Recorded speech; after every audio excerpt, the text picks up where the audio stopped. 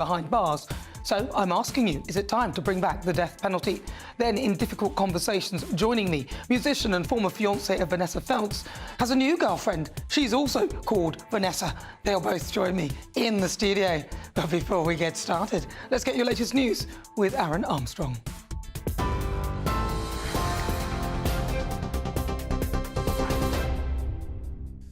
Thanks, Nana. A very good afternoon to you. Let's get you up to date with the top stories. 4 female Israeli soldiers held by the terror group Hamas have been released and reunited with their families. They were taken to hospital in Tel Aviv, where they saw their families finally after 15 months in captivity. Karina Ariev, Daniela Gilboa and Naama Levy, all aged 20, and the 19-year-old Liri Albag were all serving with the Israeli Defence Forces when they were captured. They were released earlier today. These are the pictures. They were surrounded by Hamas fighters. The women waved and smiled as they were led onto a podium. This is in Gaza City, towards the north of the Strip, before being guided to Red Cross vehicles and then taken to the border and handed over to the IDF. And as part of the deal, Israel has released around 200 Palestinian prisoners, and this the second exchange since the ceasefire began last weekend. The first wave saw 3 Israeli hostages released, including the British Israeli Emily Damari. Now, the Met Office says Storm Eowyn was probably the strongest storm to hit the UK in the last decade. Some 185,000 homes and businesses are still without power in Northern Ireland following the storm.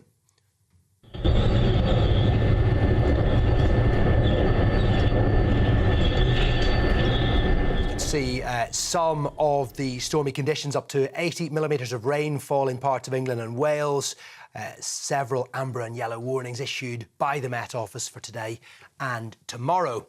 And all that comes after winds up to 100 miles an hour yesterday. 1 person died in Ireland. He's been named today as Kashper Dudek. Network Rail have given an update. They say most of the network is now back up and running. Farmers from across the country are staging a national day of unity in a bid to protect the sector.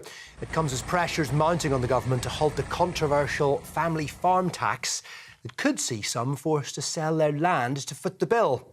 Well, the National Farmers Union warned many farmers are at breaking point, and they say they cannot afford increased bills.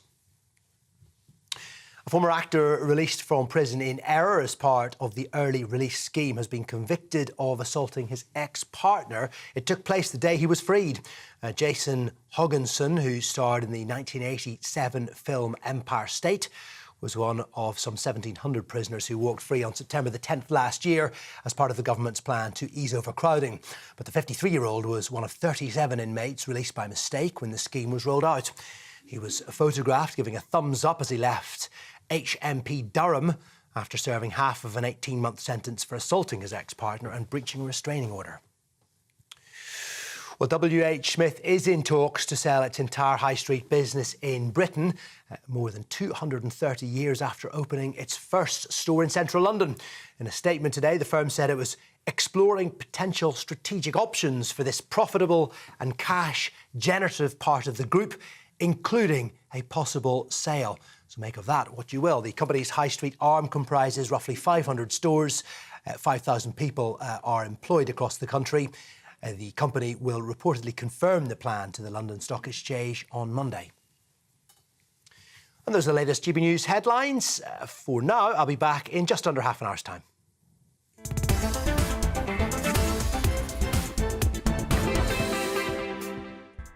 Good afternoon. It's fast approaching 6 minutes after 3 o'clock. This is GB News. We are Britain's news channel. I'm Nana Akua. We are live on TV, online and on digital radio. On today's show, Southport murderer Axel Rudakabana has now avoided a whole life term for the murder of 3 young girls and attempted murder of 10 other people. I'm asking you, was that sentence too lenient? And is the Prime Minister wrong not to call for a change in the law for teenage murderers? For the Great British Debate this hour, I'm asking, is it time to bring back the death penalty? 3 Reform UK MPs have ramped up calls for a debate around its reintroduction, with others pointing towards the cost of keeping Rudakabana behind bars. So for the Great British Debate this hour, I'm asking, is it time to bring back the death penalty? And of course, we will cross live to Tel Aviv to speak to Mr. Fire performer Uri Geller as 4 more hostages are handed back to Israel from Hamas. All of that on the way. As ever, send me your thoughts, post your comments, gbnews.com/your say.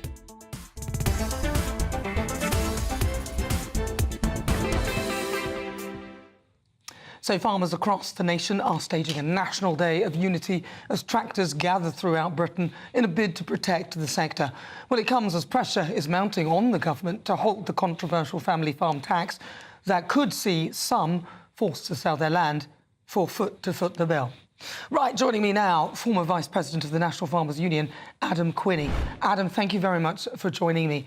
Now, do you see this protest continuing in this manner? And do you see any way that the government may find a way to U-turn? Because, you know, this is all about saving face now, surely, for them.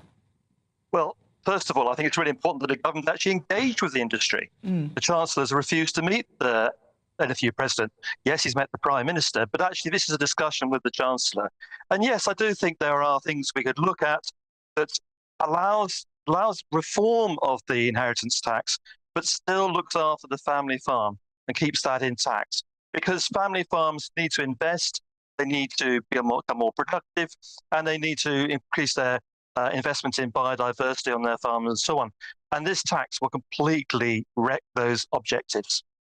Well, it is quite shocking that they didn't appear to see that there would be this kind of ricochet, and also the fact that lots of supermarkets, I mean, you've had Morrison's, although there was a bit of an issue, but you've also had others looking to join in with the process. I'm finding it very difficult to understand why the government are not even, as you said, engaging with the industry. What is it that you would like them to do? If they could come up with a solution, what would you ask them to do?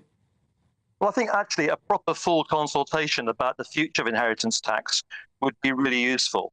But today on the march, well, I was in Leamington and Warwick today with about 40 tractors from the surrounding area, along with tractors from all over England primarily, visiting centres. And speaking to some of the farmers there, you know, they are incredibly worried about, especially the next 7 years, because it is a bit of, in effect, what's been announced is a bingo tax based on how old you are or whether your wife died 10 years ago or not. The tax shouldn't be about that. It should be equitable. It should be based on profits and income, not an asset you're simply using to pass on. And the other aspect is there are many younger farmers out there who have worked below the minimum wage in expectation they will take on the family business and farm. Now, they're saying, well, why have I done that? If I'm now suddenly going to get a £400,000 bill, so I can simply carry on farming. I'm not earning that amount of money to be able to pay this taxation. But what would you say to people that would look at that and say, well, you're in an industry, it's a business, surely the business needs to be making money, you need to be making that business viable? Yep, we do indeed. But I would say if you had, say, for argument's sake, industrial units, you were renting it out, those industrial units be based on the market and how and therefore rents would be applicable to that. Agriculture is quite unique. You can say land around where I live, the value is not set by farming and agriculture. It would take nearly 160 years of rent to buy my farm. What the value is set, actually, in my area, is by a local charity. It's by non-farming money investing. So these are the types of things that need addressing. You know, land value, actually, from an agricultural point of view, is grossly overvalued, and it's not agriculture that's putting up that value. So unlike another business, our value of our business is not actually set by the business we're in. Is this a risk then to national food security? Because if we have to rely, you saw what happened with the COVID jab, suddenly countries that, even where we had bought the vaccine from, the EU are not going to give us those vaccines, and even though we had paid for them. So if there's a war or there's a difficulty in some respect, we will have to buy our food from somewhere, and countries might decide they don't want to sell it to us. Well, the world comes to an ever more competitive place in times of crisis to buy food, doesn't it? And we've seen that with microchips and people who can get screens for their computers and stuff during COVID. And agriculture is no different. You know, food moves around the world, and we're an exporting nation as well in some commodities. But what I think is quite important to remember about this is family farms invest in their local rural economy. You know, when we have an income, when money, we invest locally on the whole. So it's important for the rural economy that we have a thriving food industry. And a lot of people further down the line also depend upon that supply of food. And that is why you've seen the retailers come out saying, do you know what, we're really concerned about this. We've got issues such as net zero coming on, which requires investment. How are farmers going to manage who are supplying Tesco's and the other major retailers? How are our supply chain going to invest in the things we need to see invested in, then to be more productive, meet our commitments under net zero, and stay in business if this tax comes into place?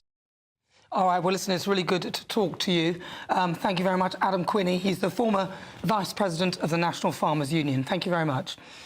Yeah, seems shocking, doesn't it? 11 minutes after 3 o'clock, and talking about the government engaging with them.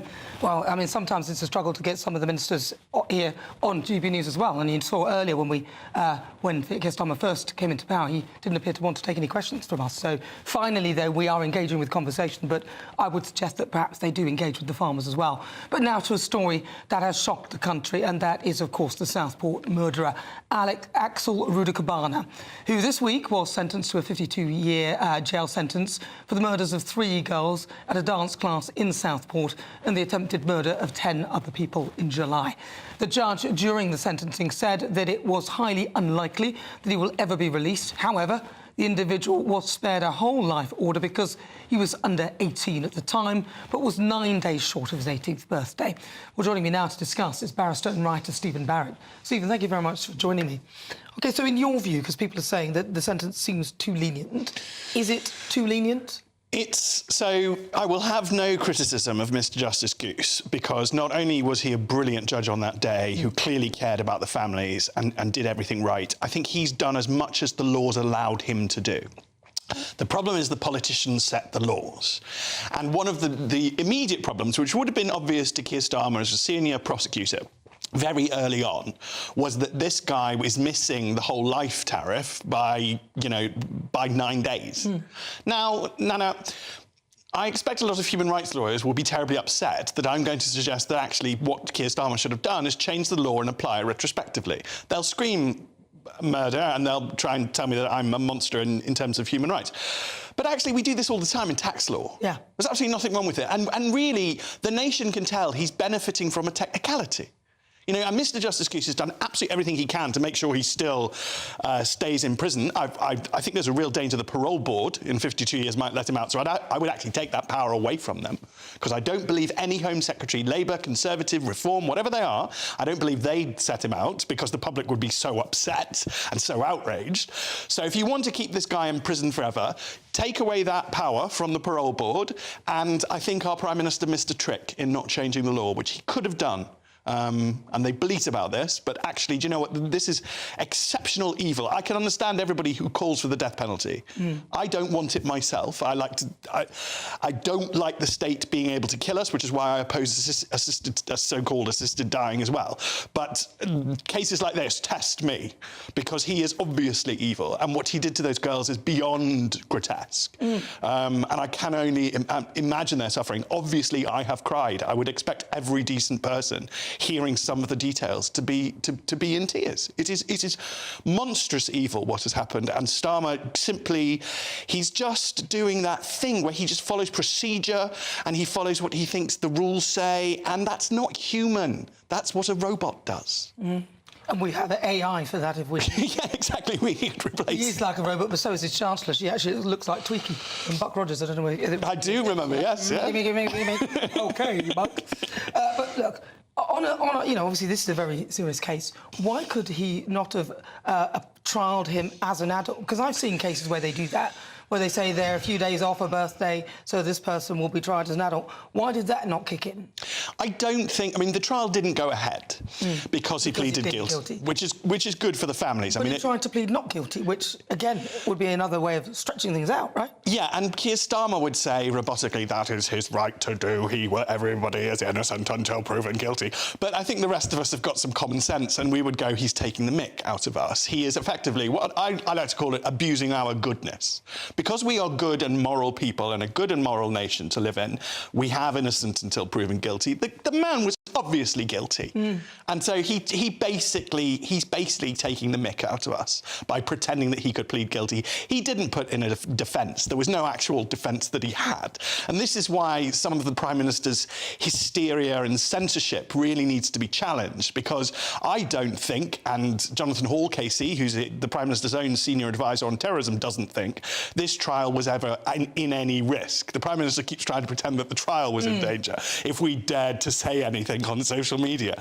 But in reality, and I hope the general public, now having seen Mr Justice Goose, would know that if the defence barrister stood up and said, because of this tweet, this trial can't go ahead, Mr Justice Goose would have dealt with that, I think, very robustly and very quickly. So really then, Keir Starmer saying, oh, well, you know, it could have been contempt of court because somebody could have influenced the proceedings. I'm with you. That doesn't apply when you've actually seen the person do the thing.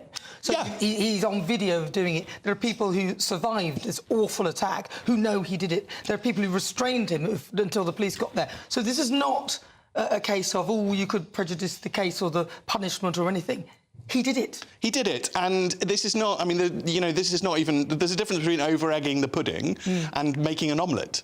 And that's what the Prime Minister did. He's so over-exaggerated this risk. It's absolutely ridiculous. And the idea it was used to censor people and to put people in prison is something I think we need to revisit and look at. I think the Prime Minister really needs to apologise, particularly for calling the people of Southport, some of whom will be related to the victims, who were caught up in whatever happened, calling them far right. I mean, I talked to one and he literally said, how dare he call us far right, we're all Labour round here. Yeah. So this is just, it's just rude. Well, I think perhaps they could apologise to Nigel Farage for calling the riots Farage riots, and the point that he was making was that you've left a vacuum so people start coming up or imagining all sorts of things. But having said that, some of the things that people were imagining turned out to be exactly... They turned out to be true, and it's obvious that they had this hysterical reaction. It was obvious that they were covering things up. We're not as thick as they think we are.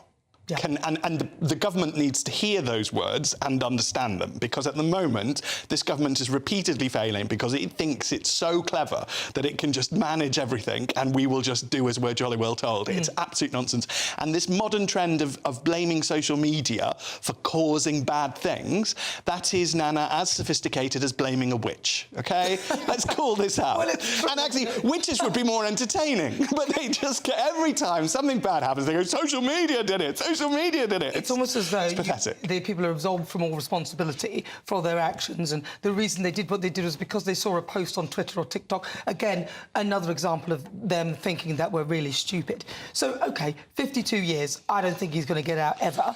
But if that's the case, the taxpayer will be paying £2.6 million, I think it is, for him.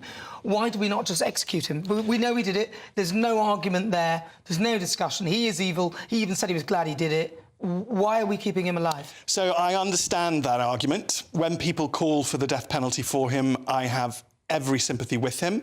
The human rights... with them, sorry, look, they have no sympathy with him. Yeah. But the Convention on Human Rights has a right to life in it, and even it envisages that a country might want to have the death penalty. Exactly. So it's law. It's not inconceivable.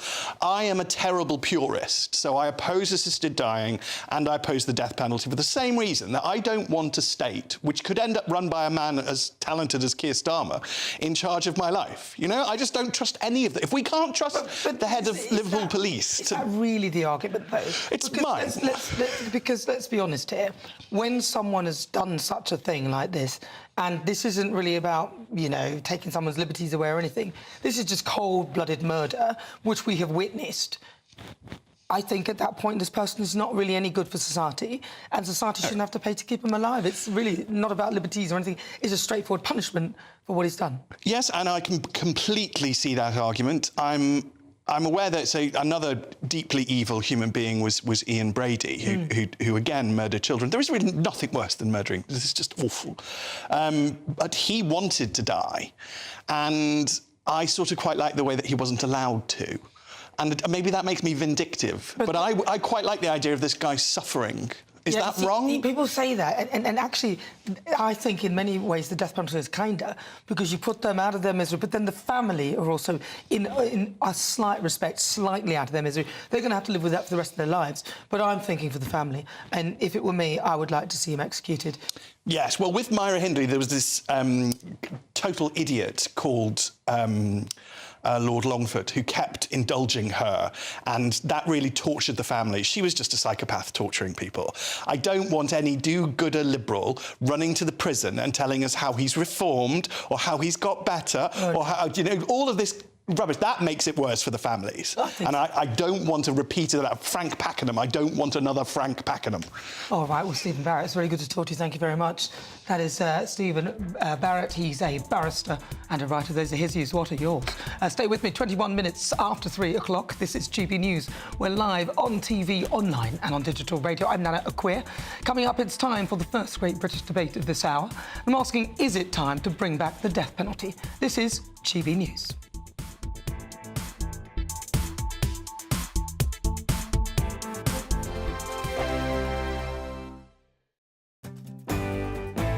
I'm Martin Daubney. This is GB News, Britain's news channel.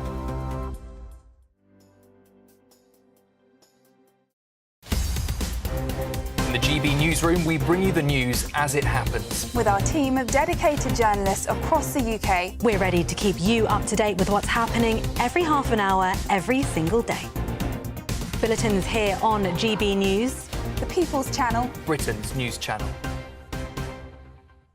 This is GB News, Britain's news channel. A woman of 53 has believed for 18 months she was in an online relationship with Brad Pitt. I think we're seeing pictures. So these are the pictures that she received that made her believe that she was in this relationship with Brad Pitt. And you'll see that some of it is in hospital because the scammer was claiming that he was suffering from cancer. This was playing very much on her emotion. So this is a divorcee who lived in Mauritius. She'd received a £700,000 divorce settlement, or £650,000 divorce settlement, I should say, and £700,000 has been taken from her through this scam. Yeah. As she was becoming, every time she became suspicious, the money was taken for payment of charges on gifts that she never received, and then hospital fees. There was lots of emotions being played into there. Now, as somebody, I'm a rom-com writer by trade, so I write romantic fiction. And one of the books I've written has actually been about somebody who did online dating, got herself into a whole heap of trouble. Not quite, she wasn't in a relationship with Brad Pitt, but she met somebody dodgy. So because I've written that book, I've met a lot of people who've come up to me and said, oh, it's happened to me. It's scary in this digital age, isn't it? They've lost $700,000, but somebody has tried it on. Somebody my question is, would a man go 18 months in a relationship online without seeing somebody and keep it going? Or is this feeding into this neediness of a particular demographic of a woman who that's better than anything else she'd got going on in her life, was what was being fed to her over the internet? I just and then maybe a little bit of her knew, but she kind of just suppressed it because she was hoping it was Brad Pitt. Her daughter apparently for a year was saying, this can't be true, come on, think about it. But she just fell for it. But I just wonder, what's right, it's a very sad story. She's obviously now getting a lot of hate and ridicule as well. Because she's been on French TV and she's had a huge amount of pushback from it. GB News, the People's Channel. We're proud to be GB News, the People's Channel. And as you know, we always love to hear your views. Now, there's a new way of getting in touch with us at gbnews.com/yoursay. By commenting, you can be part of a live conversation and join our GB News community. You can even talk to me, Bev Turner, or any of the members of the GB News family. I'm Tom Harwood. This is GB News, Britain's news channel.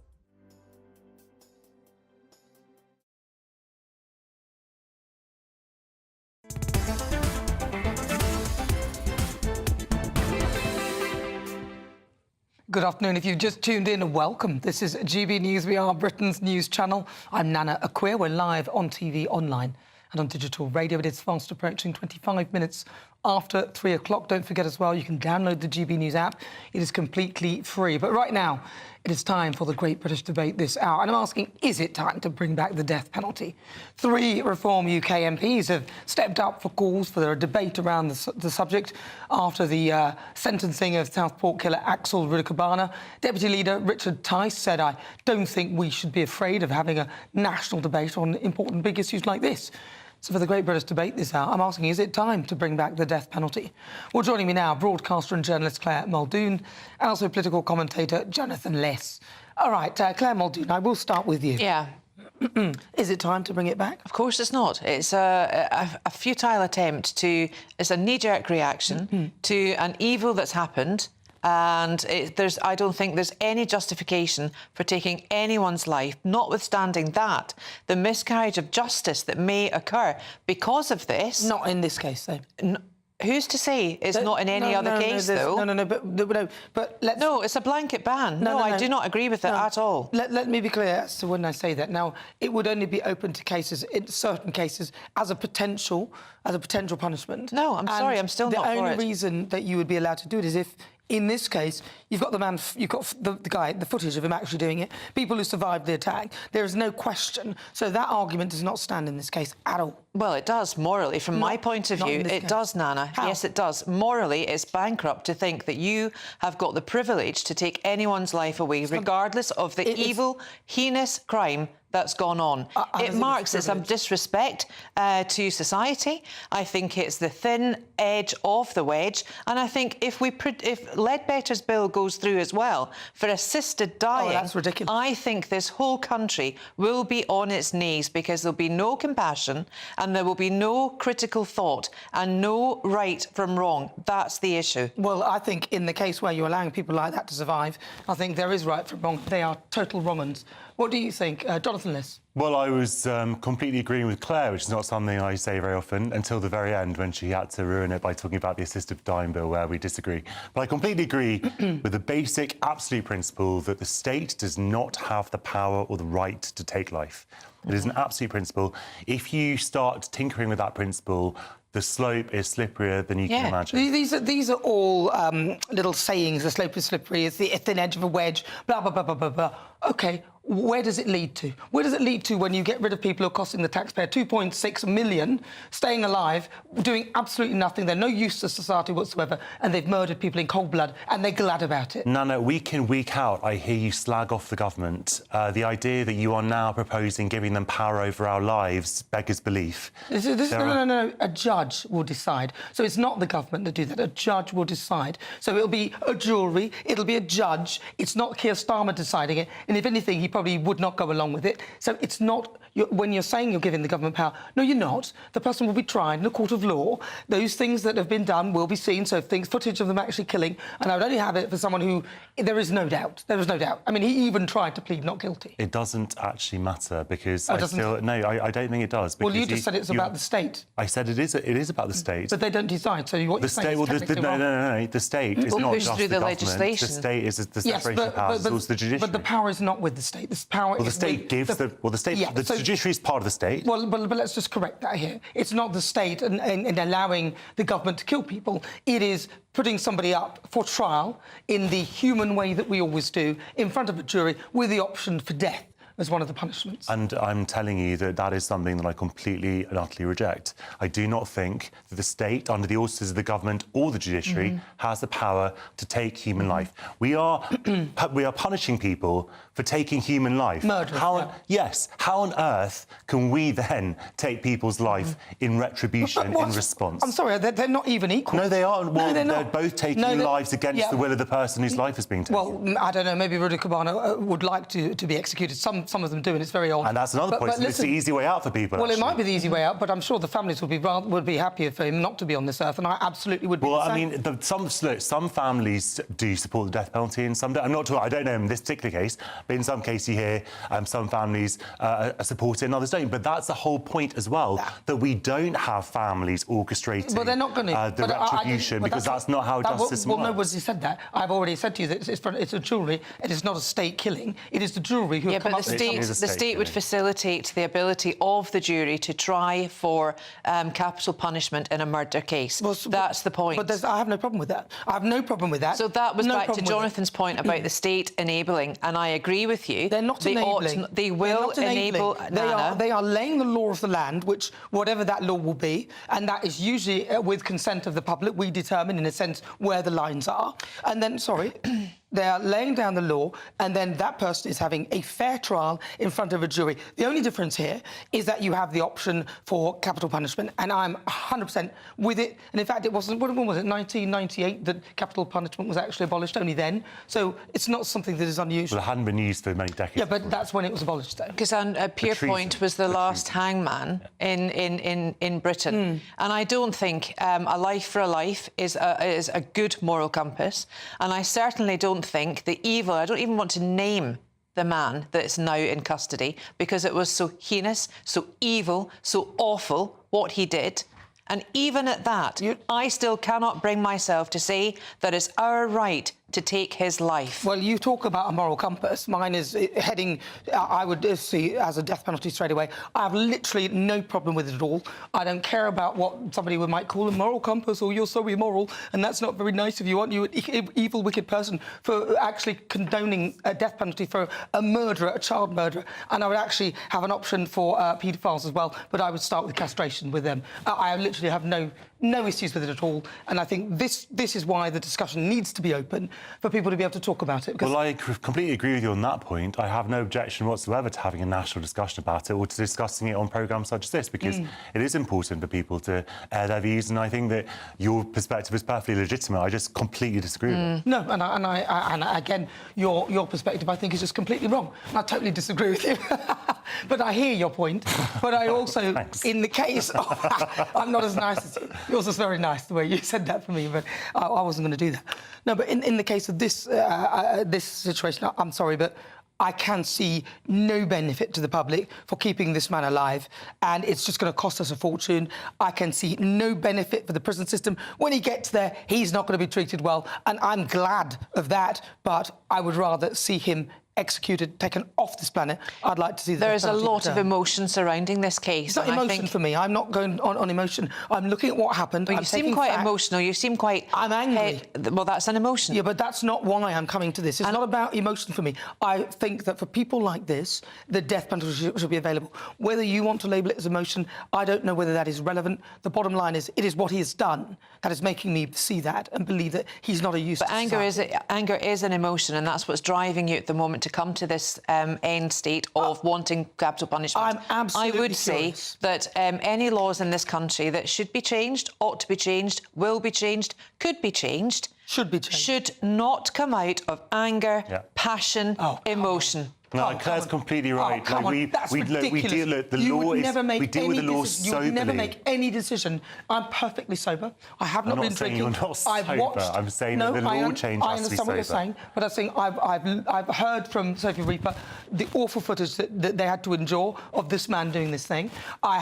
There is no doubt in my mind that he did it. I have no problem. And look at me. This is emotionless now. No problem having him executed, because I think people like that should be taken off the planet. There is no reason why we should be paying for him. Well, I understand that's your perspective, no reason and I'm also very, very angry about what he did, but I do not see how taking his life is going to make... It's certainly not going to bring back any of the victims, and it's not going to make the world a better place either. I think it will.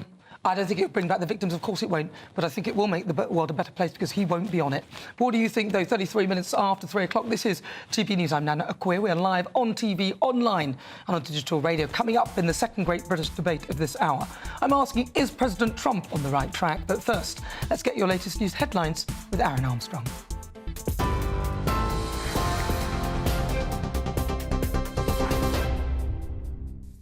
Thank you very much. Good afternoon to you. It's nearly 25 minutes to 4. Our top stories.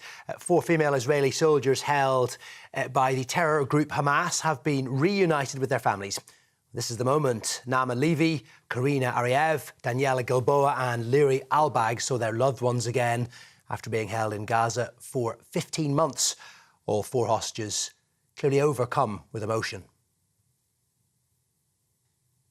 Well, a little earlier, they were led onto a podium in Gaza City amid a large crowd of Palestinians surrounded by dozens of armed Hamas fighters before being guided to Red Cross vehicles, taken to the border and then handed over to the IDF. And as part of the ceasefire deal, Israel has now released 200 Palestinian prisoners. You can see them all dressed in grey prison uniforms being carried along by a group of Palestinians. It is the second exchange since the ceasefire began last weekend. The first wave saw 3 Israeli hostages released, including the British-Israeli Emily Damari. More pictures there of the early release of those 4 hostages. More on this as we go through the afternoon here on GB News. Now, the Met Office says Storm Eowyn was probably the strongest to hit the UK in around a decade. Some 185,000 homes and businesses remain without power in Northern Ireland following the storm. That gives you an idea of how strong it was. Up to 80 millimetres of rainfall were seen in parts of England and Wales, with a number of weather warnings issued by the Met Office to cover today and tomorrow. It comes after winds of up to 100 miles an hour hit parts of Ireland and Scotland yesterday. 1 person has died. He's been named today as Casper Dudek, killed in Ireland. Network Rail have updated their network today, saying most of it is up and running again. WH Smith is in talks to sell its entire high street business in Britain more than 230 years after opening its first shop in central London. In a statement today, the firm said it was exploring potential strategic options for this profitable and cash-generative part of the group, including a possible sale. Now, it has around 500 stores across the country, employs about 5,000 people. WH Smith will reportedly confirm those plans to the London Stock Exchange on Monday. And the Tories are to push for a ban on smartphones in schools to be included in the government's education bill. The Conservatives are tabling an amendment to the Children's Wellbeing in Schools bill to end the use of mobile phones and other devices during school hours by pupils. It's understood the government has no plans to legislate on banning phones in schools. It would mandate all schools in England put a policy in place, though, that applies from the start of the day's first lesson to the end of the last. Shadow Education Secretary Laura Trott says we have a growing understanding of how damaging phones and social media are for our children's education. Well, that is the latest from the GB newsroom. More in just under half an hour's time. For the very latest GB News direct to your smartphone, sign up to News Alerts by scanning the QR code or go to gbnews.com/alerts.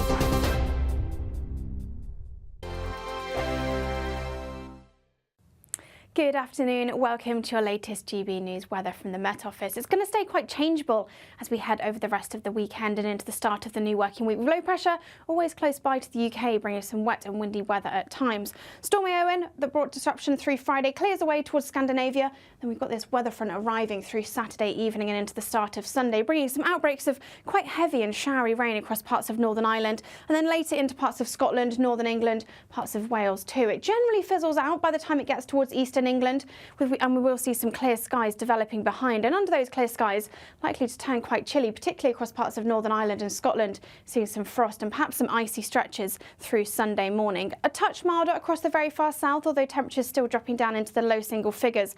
But a bit of cloud then building across the southwest. We see this weather front arriving, pushing its way north and eastwards, bringing some quite heavy downpours across parts of Devon and Cornwall through the early hours of Sunday morning. A bit of a dry start for the rest of England, and for Northern Ireland and Scotland, generally quite a dry, bright and chilly start to the day on Sunday. Some showers still continuing across the very far north of Scotland. Again, these likely falling as sleet and snow over any high ground. That weather front across the very far southwest pushes its way north and eastwards through Sunday morning and into the afternoon. That heavy rain then spreading across parts of Northern Ireland, parts of Northern England and later into parts of Scotland too. Turning really quite blustery as well behind that weather front, some heavy and blustery showers pushing in from the southwest.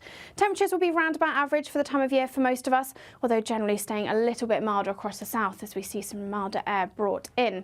Across Scotland, it will be a dry and bright afternoon, but that rain eventually reaches them through Sunday evening, likely to turn to sleet and snow over the high ground. And then we've got another weather front just pushing across the south of the UK. Again, some heavy downpours likely here. Generally remaining unsettled through the first part of next week, but there are some hints that we're likely to see high pressure starting to build, although perhaps turning a little chilly.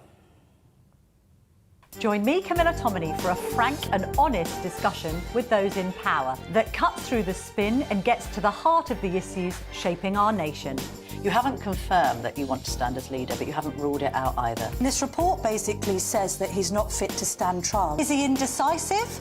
Incompetent? I deliver the dose of reality Westminster needs. That's the Camilla Tominey Show at 9:30 every Sunday on GB News, the People's Channel, Britain's news channel.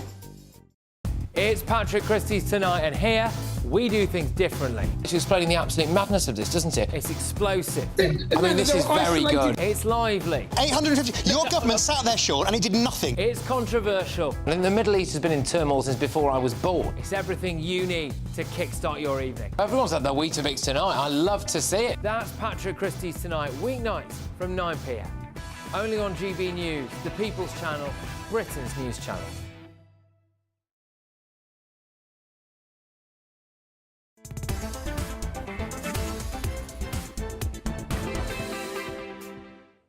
Welcome back. You're with me. I'm Nana Akua. This is GB News. We are Britain's news channel. We're live on TV, online and on digital radio. It's 41 minutes after 3 o'clock. And it's time for the second great British debate of the hour.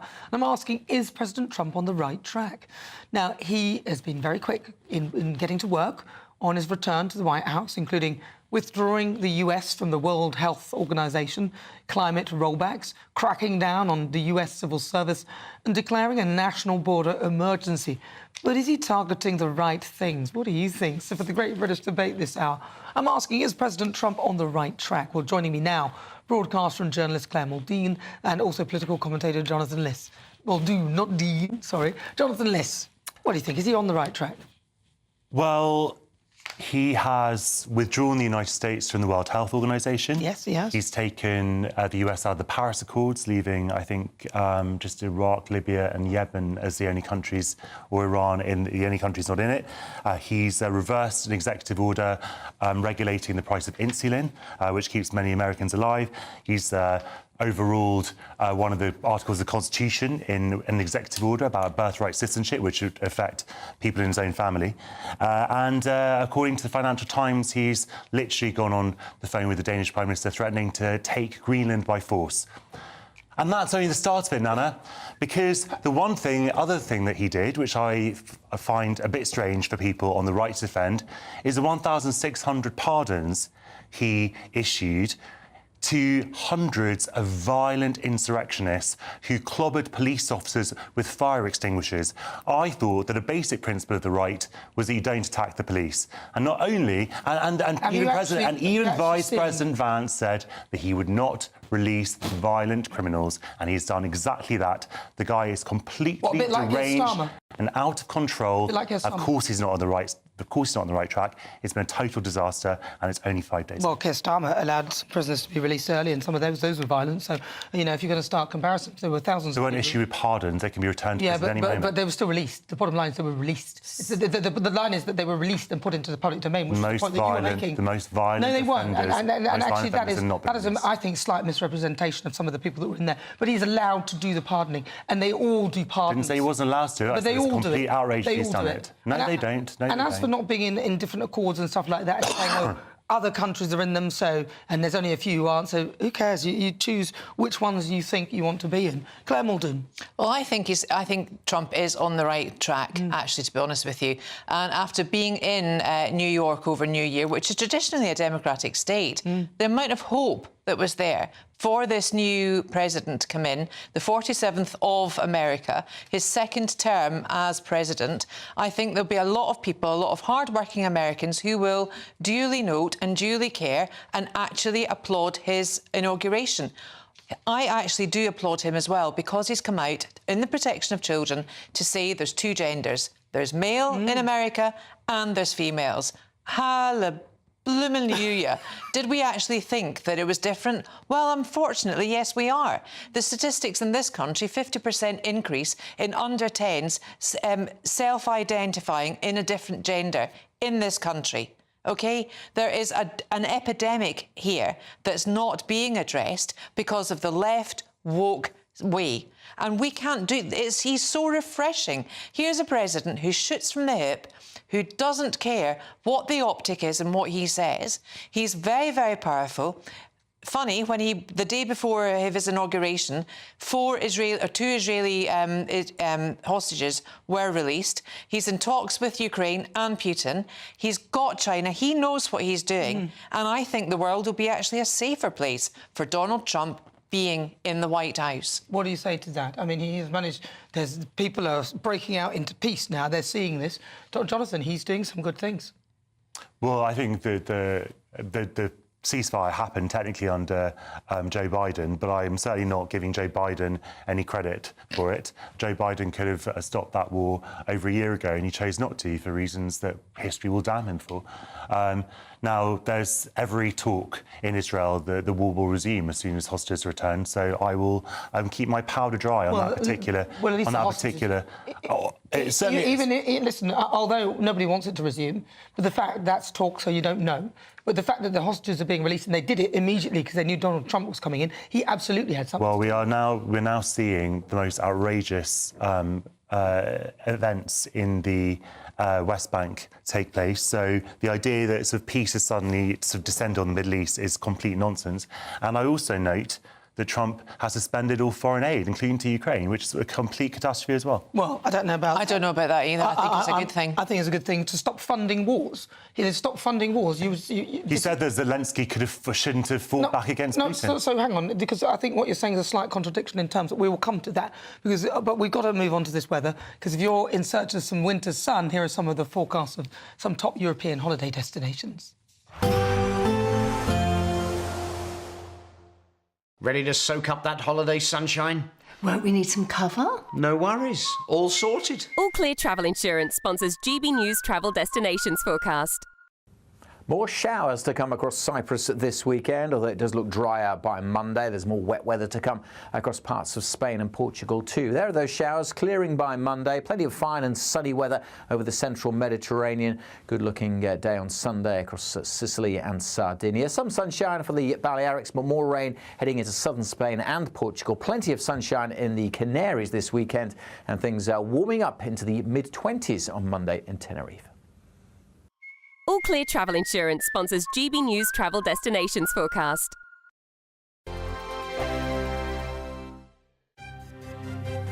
GB News Breakfast, every day from 6 a.m.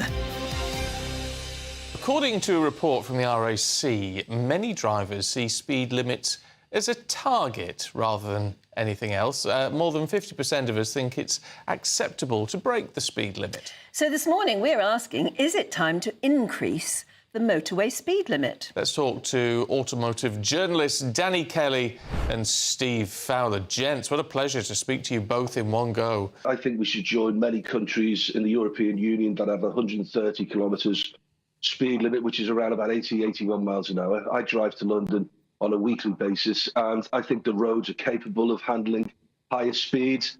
I think unofficially the speed limit, without getting pulled over by the local police at the time, is probably around about 78, 80 miles an hour. If a Bobby's on the motorway doing 70 miles an hour, he wants you to overtake him. He wants the free-flowing of that motorway to continue. So should we change 70 miles an hour? You know, if people are going 80 miles an hour, just stick to 70 miles an hour as a limit. Yes, you know, it's funny when you're driving along the motorway and there's a police car going at 70 and nobody wants to overtake. But if the average is 80, just leave it at 70. All the gantries now are fitted with the modern signage where they can change the limit at will. We all know that. It's hard to get up to 70 half the time. So, actually, we could apply those rules, couldn't we, at 80 or even 90 miles an hour and say, well, if the weather's bad, let's reduce it. If the fog's bad, let's reduce it. Yeah, unfortunately, and I hate to use this phrase, smart motorways, but they're the ones where you have the adjustable limits. They don't cover all of the motorway network, relatively small amount of the motorway network. It is a limit. You know, it's not a target, as I keep saying to my kids. God, they're bored of me saying that. GB News, the People's Channel.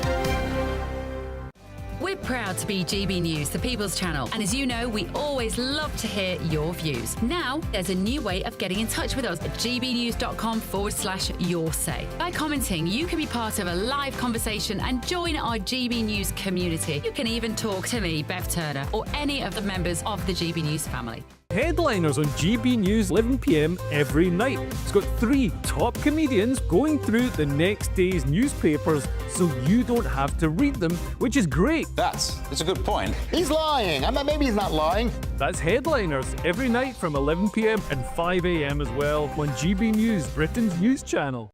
If you want your news to be straight talking... This is a nightmare for the Conservatives again. Down to earth. It's not just Nottingham where this is happening, is it? And most importantly, honest. Hard-working, middle-class taxpayers, they'll get their book thrown at them. Then catch me, Martin Daubney, Monday to Friday, 3 till 6 p.m. on GB News, Britain's news channel.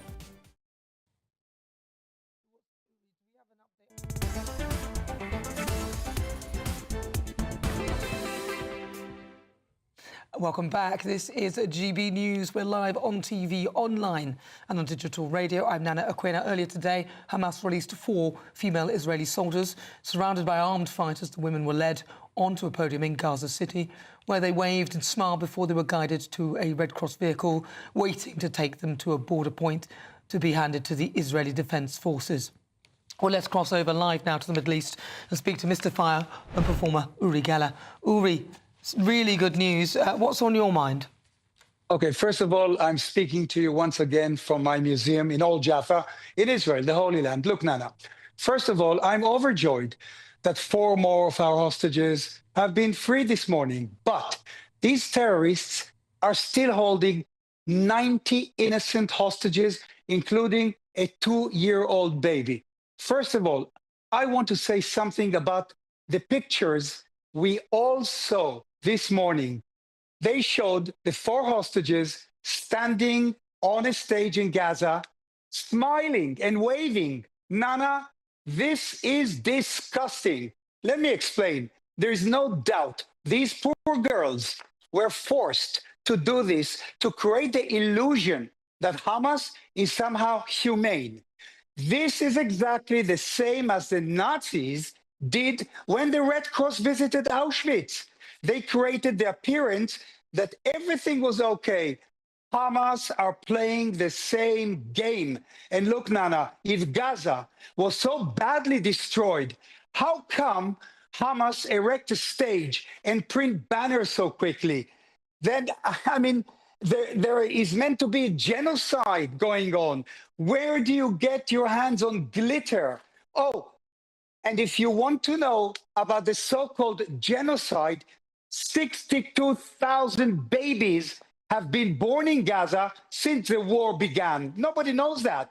It's the only genocide in history where the population actually goes up.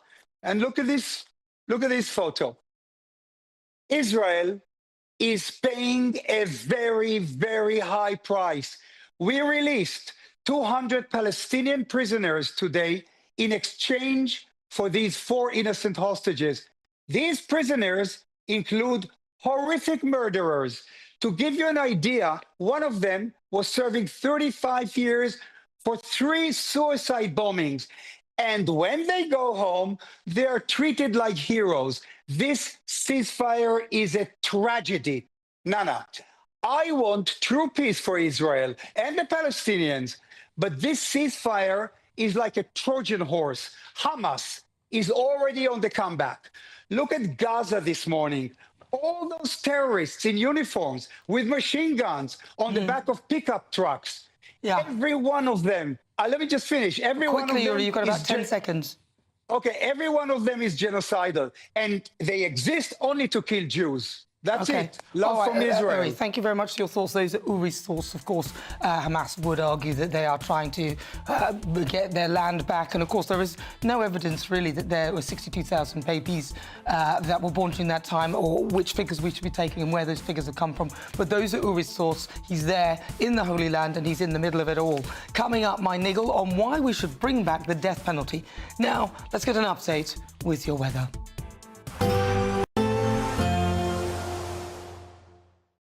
expect a warm front, moving from the kitchen right through to the rest of the house. Boxed Boilers, sponsors of weather on GB News.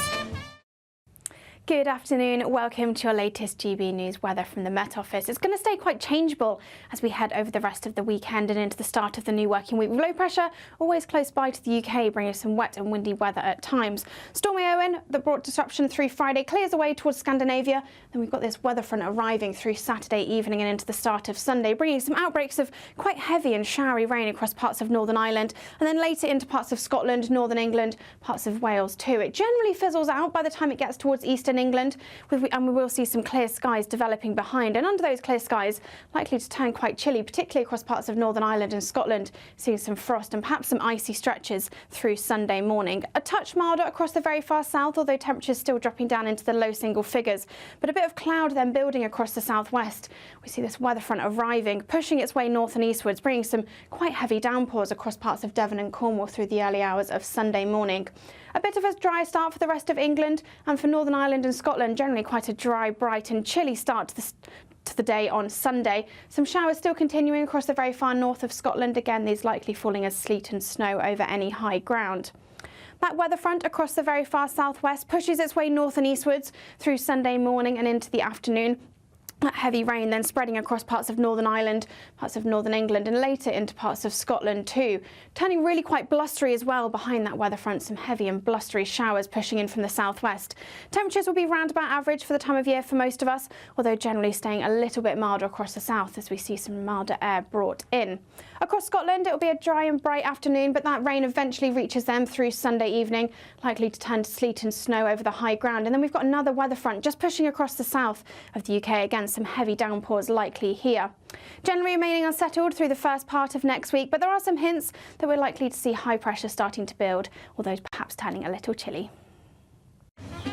We can expect clear skies, leading to a light and warm day ahead. Lovely. Boxed Solar, sponsors of weather on GB News. This is the final week to grab your chance to win our biggest cash prize so far, £50,000 in tax-free cash. How would you react if you won? We won 25,000. I'd say don't hesitate, do it. If you're not in it, you've got no chance of winning it. Don't miss out as lines close on Friday. For another chance to win, text cash to 63232. One entry costs £2 plus one standard network rate message. Or text bonus to 63232. 5 entries cost £5 plus one standard network rate message. Go to gbnews.com/win. Entries start from just £2. You can call 0903 681 3232. Calls cost £2 plus your network access charge. Or post your name and number to GB10 PO Box 8690 Derby DE1 9TT. UK only. Entrance must be 18 or over. Lines close at 6 p.m. on the 31st of January. Please check the closing time if listening or watching on demand. Good luck. Mornings don't have to be tiresome, especially if you have the right company. Wake up to news as it happens, opinion and debate, and of course, a little bit of entertainment too. Because when the kettle's on, we're on. That's Breakfast on GB News, a show worth waking up for. Every morning from 6 a.m. Only on the People's Channel, Britain's news channel. We'll spread the news, you spread the word. Good Afternoon Britain isn't just about us. The wonderful thing about this programme is it's about everyone watching. It's an interactive programme. Well, there absolutely is something to see here, and we're going to be talking about it more. Whether it's breaking royal news, Will, please bring us up to date. or indeed a particularly punchy speech in the House of Commons, Very, very curious. we bring it to you live, and then we bring you live reaction as well. That's Good Afternoon Britain, weekdays from midday. Only on GB News, the People's Channel, Britain's news channel. It's Patrick Christie's Tonight, and here we do things differently. It's explaining the absolute madness of this, doesn't it? It's explosive. I mean, this is very good. It's lively. 850. Your government sat there, Sean, and it did nothing. It's controversial. And the Middle East has been in turmoil since before I was born. It's everything you need to kickstart your evening. Everyone's had their Weetabix tonight. I love to see it. That's Patrick Christie's Tonight, weeknights from 9 p.m. Only on GB News, the People's Channel, Britain's news channel.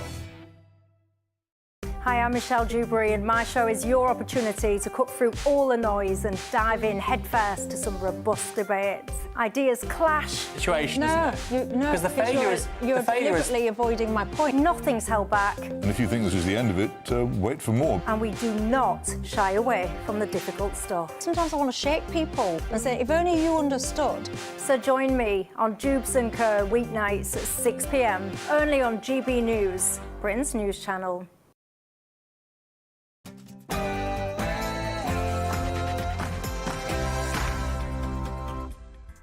Hello, good afternoon and welcome to GB News. We're live on TV, online and on digital radio. I'm Nana Akua. And for the next few hours, me and my panel will be taking on some of the big topics hitting the headlines right now. This show is all about opinion. It's mine, it's theirs, and of course it's yours. We'll be debating, discussing, and at times we will disagree, but no one will be cancelled. So joining me for the next few hours, broadcaster and journalist Claire Muldoon, also political commentator Jonathan Liss. Coming up in my niggle, I'll be discussing whether it's time to bring back the death penalty in the wake of Southport murderer Exol Rudakabana, who has avoided a whole life order for his horrific murders of 3 young girls. It's going to cost around about $2.6 million to keep him behind bars. Why should we keep him alive? What do you think? So for the Great British Debate, I've been asking, is it time to bring back the death penalty? Go on to gbnews.com to answer that. 3 Reform UK MPs have ramped up calls for a debate around its reintroduction, with others pointing towards the cost of keeping Rudakabana behind bars. So what do you think? Is it time to bring back the death penalty? Then, in difficult conversations, musician and former fiancée Vanessa Phelps will be joining me with his new girlfriend, also called Vanessa. They'll both be live in the studio. You won't want to miss that. But before we get started, let's get your latest news with Aaron Armstrong.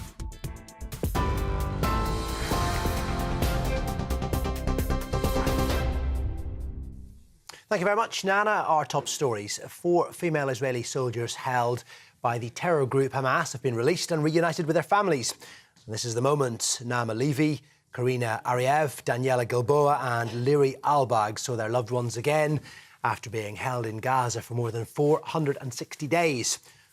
All 4 hostages clearly overcome with emotion on being reunited with their families.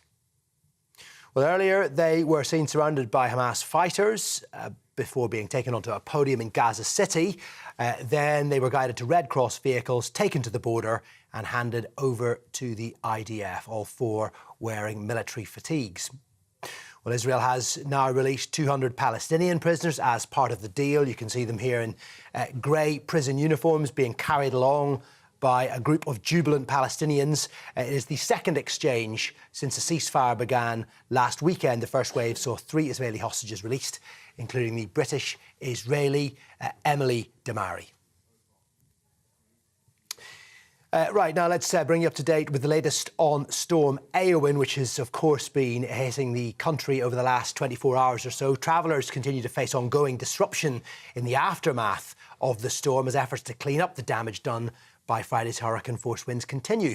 Thousands of properties are still without power, and there is continuing travel disruption across the country, with trains and ferries suspended and roads closed as weather warnings remain in place. Now, it comes after winds of 100 miles an hour or so yesterday left 1 person dead. He has been named as Casper Dudek. He was killed in the Republic of Ireland in Donegal. Now, elsewhere in the Republic, some 460,000 customers were without power this afternoon still. And Network Rail says most of its trains are back up and running in the UK today. Farmers from across the UK have been staging a National Day of Unity in a bid to protect the sector. It comes as pressure is mounting on the government to halt the controversial family farm tax, the inheritance tax, that could see some forced to sell their land to pay the bill. The National Farmers Union has warned many farmers are at breaking point and cannot afford to pay those increased bills. Farmers are on their knees. They can't pass their farms to their children. They're already struggling to make ends meet. We have more suicides for farmers. and for individual workers in pretty much any profession. They struggle with poverty, they struggle with years of all of the impact of the climate change sort of measures that have been put in place. They are just struggling to make ends meet. And now this new Labour government has come in to destroy their way of life, to destroy the British countryside. Who is going to protect our beautiful countryside and our way of life without the farmer? WH Smith is in talks to sell its entire high street business, more than 230 years after opening its first shop in central London. In a statement today, the firm said it's exploring potential strategic options for a profitable and cash-generative part of the group, including a possible sale. Well, the company's high street arm has around 500 stores and employs around 5,000 people. WH Smith will reportedly confirm the plan to the London Stock Exchange on Monday morning. The Tories will push for a ban on smartphones in schools to be included in the government's education bill. The Conservatives are tabling an amendment to the Children's Wellbeing and Schools Bill to end the use of mobile phones and other devices during school time. Well, it's understood the Labour government has no plans to legislate on banning phones in schools. Well, the amendment that the Conservatives are going to table would mandate all schools in England put a policy in place that would apply from the beginning to the end of the day. Shadow Education Secretary Laura Trott says we have a growing understanding of how damaging phones and social media are for our children's education. And Buckingham Palace has released a photograph of the King ahead of Burns Night. The photograph, which has been posted on the royal family's X account, shows His Majesty in the library at Balmoral Castle, dressed in the traditional tartan kilt. The caption, "Wishing those celebrating a very happy Burns Night," is included. And indeed, we wish you all good Burns Night celebrations, whatever you fancy drinking a little bit later. That's it from me. More in less than half an hour's time. For the very latest GB News direct to your smartphone, sign up to News Alerts by scanning the QR code or go to gbnews.com/alerts.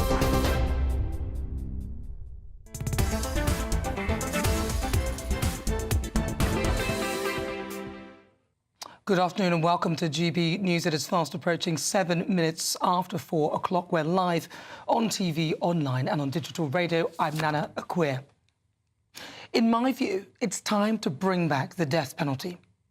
I can remember the first time I came into prominence when I said I would bring back the death penalty and as an option for child murderers and castration for paedophiles, where there is no question of guilt. In Axel Rudakabana's case, there is no question of any doubt. Rudakabana got 52 years for murdering 3 children in cold blood and attempted murder on those who survived. He actually went out of his way with murder in mind. He went out of his way to kill children in a cold-blooded, planned attack. I'm sick of this mamby-pamby, oh, poor criminal approach. Criminals who we know have done the crime being given lenient sentences, and in this case, a murderer of defenceless children seen in the act, filmed in the act, and stopped in the act, where there is no reasonable doubt that the death penalty should be on the table. The common arguments are, we are no better than the murderer if we take a life. Well, I'm OK with that. I don't think that's true. I would even go as far as to say that the death penalty is actually the kindest option. Rather than making them suffer in prison, which there is no guarantee that they will suffer in prison, I would like to see people like this executed to put everyone out of their misery. I'm more concerned about the suffering of the victims that they endured and the suffering of the victims' families. Why should they have to live with the knowledge that their child is dead whilst Rudakabana continues to live? It is neither here nor there to me whether Axel actually suffers. Frankly, I'm not interested in his feelings. I just want him off the planet so people, and in particular children, can be safe. And why should those already incarcerated be tasked with the job of punishing him, which I suspect they will? There's an argument that if you get the wrong person, well, it wouldn't apply in this case, because there is no question of doubt. And, of course, in Rudakabana's case, you know he did it. He was caught and stopped in the act. The poor families in the courtroom had to endure watching his act. He was recorded doing it. There is no reasonable doubt in this case. We know he did it. And comparisons to miscarriages of justice, like in the case of the Birmingham 6 and the Guildford 4, well, that would not apply. Some people say there is no proof that it works as a punishment. I ask, how do they know that? Also, it depends how you determine whether something has worked or not. In my view, it works because an evil, murderous thug has been taken off the planet. Why should the British taxpayer spend 2.6 million or so to keep a murderous child-killing thug in prison when he's useless to us as a society? Rudolph Cabana relished the killings and wished that he'd killed the whole class. He said he was glad that he did it. What kind of a human being is that? I can see no reason why Rudolph Cabana should not be executed.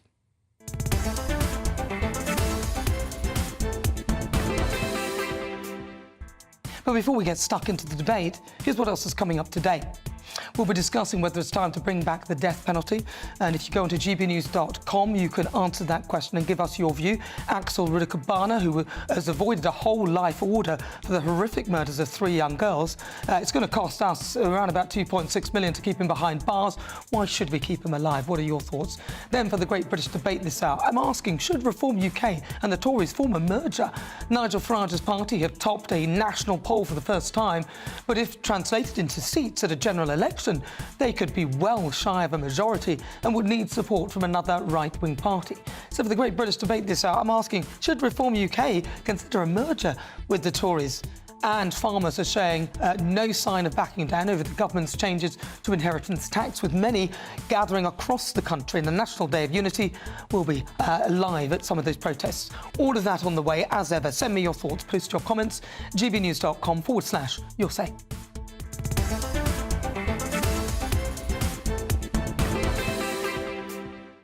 Well, joining me now is political commentator Matthew Stadlen. Matthew, well, those are my views. What are yours? My view is that we shouldn't kill people. And I've seen this week, because this is such a particularly heinous and egregious case, and a case that you, I, and every single person watching, I hope, will agree has shocked us and chilled us to the core. Some people have said on social media that it's made them question their view on the death penalty. Has it made you question yours? No. And this is, in a sense, I think it's a question, it's a value judgment, this. It's almost like if I would say to you, I'm Christian or I'm Muslim or I'm Jewish, it'd be difficult for you to argue me out of that.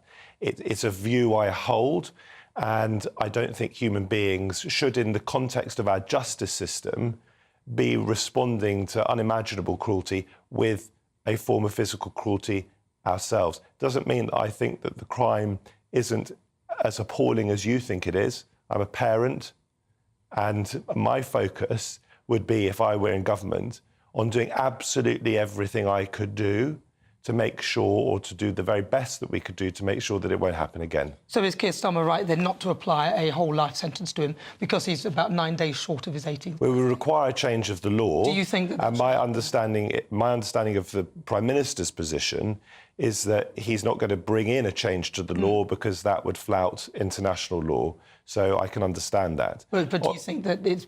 I mean, some things you can flout in terms of international law. Other countries do it. On a case of this is murder. This is somebody who's managed to evade. In fact, Rudolph Cabana tried to plead not guilty, which, again, is taking the mickey out of the law. I don't think that monster will ever see life outside of a prison. But why should we pay for him? I don't think he would. Why? Well, you don't think we should pay for him. I think we should pay for him because I don't think that we should take life in response to other people taking life. But what about As I say, it's a value judgment. It's one I hold to very strongly. I agree that, you know, where there's, for example, CCTV footage... Well, he was caught on CCTV. That there are crimes these days that there is not just no reasonable doubt, there is no doubt at all that someone killed someone, OK? So I accept that argument doesn't work in a case like this. So that's why I say it comes back to a value judgment. There are other arguments that you put out there, for example, the deterrent.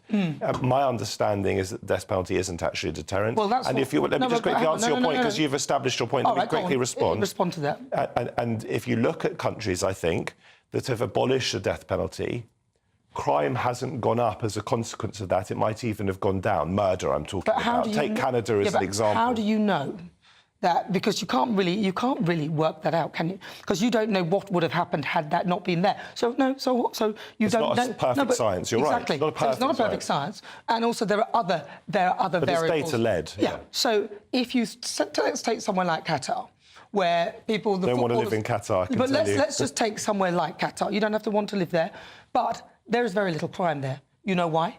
Because when there is a punishment, people are properly punished. Why do you think a load of British fans went off for the Football World Cup? Usually there's a bit of a debacle and there's a scuffle here and a scuffle. Guess what? They adhered to the law. Okay. There were very few arrests. They knew that things like they'd be arrested if they drank in the streets or whatever it was. They had designated areas. They followed the rules because the punishment was real. And there's a death penalty there. It works. Qatar is a tiny country. And so are we. No, we've got 65, 70 million people geographically, but in terms of population. So it's very difficult to project one country's experience on another. But let me just make the point. We do it all the time. Let me just make the point. I don't want to live in Dubai. I don't want to live in Qatar. I don't want to live in Saudi Arabia where they have barbaric punishments. I don't want to live in Iran where they stone women to death. We're not talking about stoning women to death. I know, but there's vicious and barbaric punishments in those countries. I would prefer to live in a country where and we're widening this out now from the horrific crime that we've been talking about to more general crime, aren't we? So I would prefer to live in a city where I don't get my mobile phone plucked out of my hand from behind by someone's coming quickly on a motorbike, dressed in black with a mask. But I would rather that than live in a country where that bloke gets his hand chopped off for nicking my phone. So in other words, there is a price you pay for living in a system that is civilised. Okay. What year was the death penalty finally properly abolished in this year? I think it was in the 1960s, wasn't it? No, it was 1998. See, you were living... that was for treason, right? OK, so you've been living in a country all that time. Hang on. You said you don't want to live in a country where there's death penalty. It was there until... Well, I'm glad it's abolished. It was there until 1998. And it wasn't used. It hasn't been used since the 60s or 70s. So if it's available, you don't have to use it, but it needs to be available for people like this, because I believe it works as a deterrent. You would kill this guy yourself. I would, You would, yeah. I would, and I'm very glad. I'm very glad we don't live in a society where television presenters aren't allowed to kill people themselves. Let me finish. If it was a law where that person could be executed, then yes, but I wouldn't kill them myself. No, obviously not now, you wouldn't, yes. Well, you just said that... You wouldn't break the law, You just said the ridiculous thing about television presenters. I'm not a television presenter, I'm a broadcaster and journalist. Just to be clear. No, I'm a broadcaster and journalist. Let's stick to because these are serious issues. Let me finish, because I need to get to the point here. My point of this is, listen, you may think that that it's perfectly unreasonable to have a death penalty.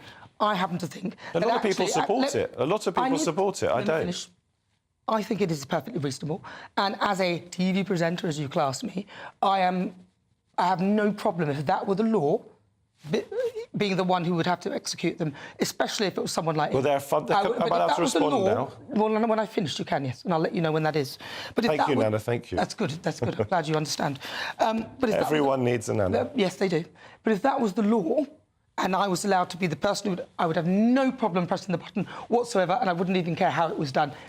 People like that need to be taken off. Well, I think at least you'd be prepared to do what you'd ask other people to do. But I think that says something about you and your tolerance of violence that I don't share. I'm very cautious. It's violence. Peaceful. It's not peaceful. You're interrupting me now. Well, I can. I'm allowed to because it's my show. It's very peaceful if he has a lethal injection or whatever it is.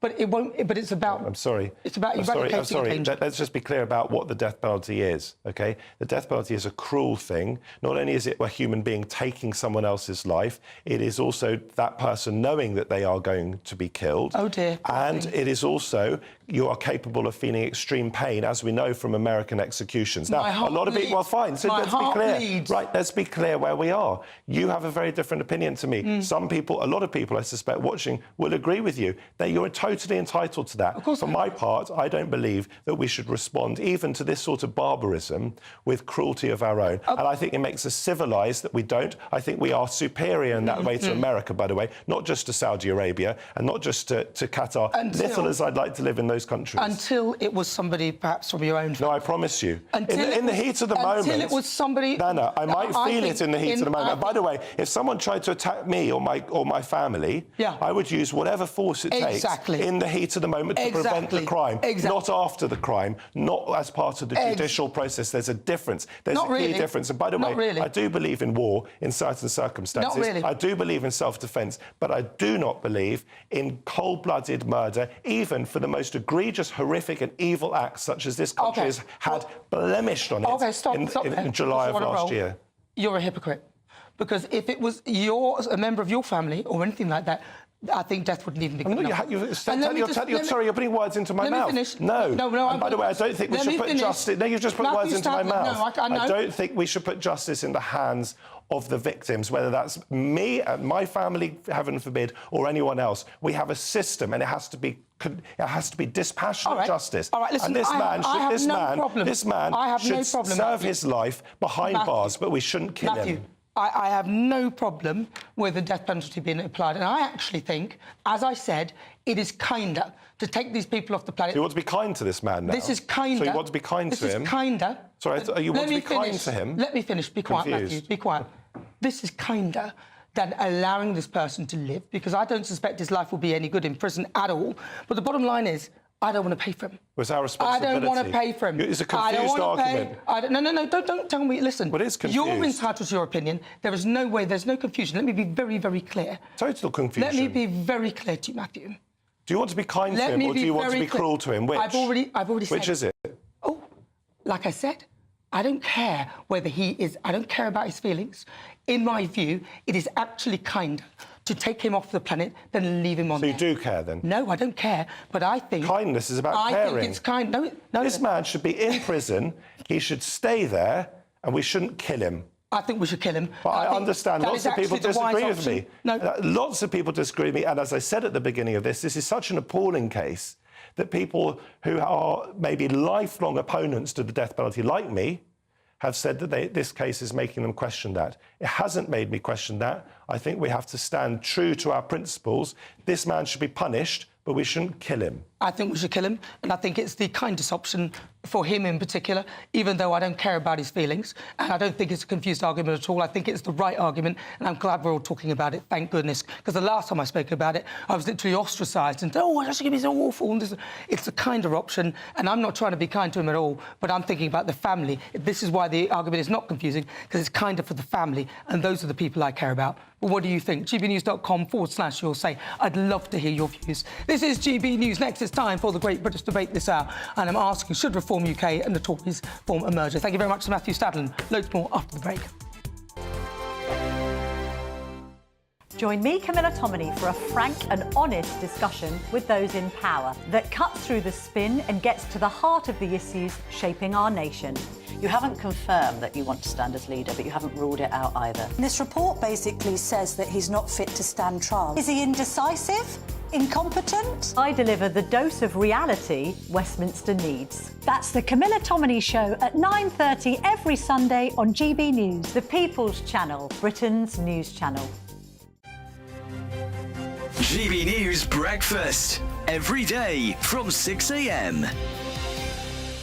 TikTok chefs, Instagram chefs, that they put children off or young people off of cooking because it's so expertly done they can't do it. No, my young lad, he's 17, he is amazing in the kitchen. Is he? Oh, he is. He's amazing in the kitchen. And he gets it all off TikTok. He comes down, he can put burgers, wraps, stews, curries, sauces, and the smells in the kitchen. I said, where'd you get these? Oh, just TikTok, I'm trying it out. And it's just amazing the things that he can conjure up. So for some people, it might be... it's an inspiration for him. So they're saying that's intimidation. For my boy, it's an inspiration. They say it's entertainment. For my boy, it's an infomercial. I watch him doing his stuff. At that stage, I could do baked beans on toast and knock up a salad. That was it. But my boy can do all sorts of stuff. It makes it accessible as well, doesn't it? Because lots of people say, like, you need an education to be in the kitchen, or you need to go find yourself loads of cookbooks. But you don't. No. You go on your phone now. Well, I mean, like, all the spices, sesame oil. I mean, I'm amazed at the stuff that he does. So it's encouraging. All you just need is a kitchen well-stocked and have a go. And understand that failure is actually the route to learning. I mean, he's made mistakes, he's stuck stuff in the bin, but that young man, I am amazed at some of the stuff he does. I don't mind cooking at all. It's cleaning up that I have the problem with. Dawn, Let's talk about Can I just say there are things called restaurants, by the way? Just put that one. Like hell, I don't even know where the kitchen is. OK. GB News, the People's Channel.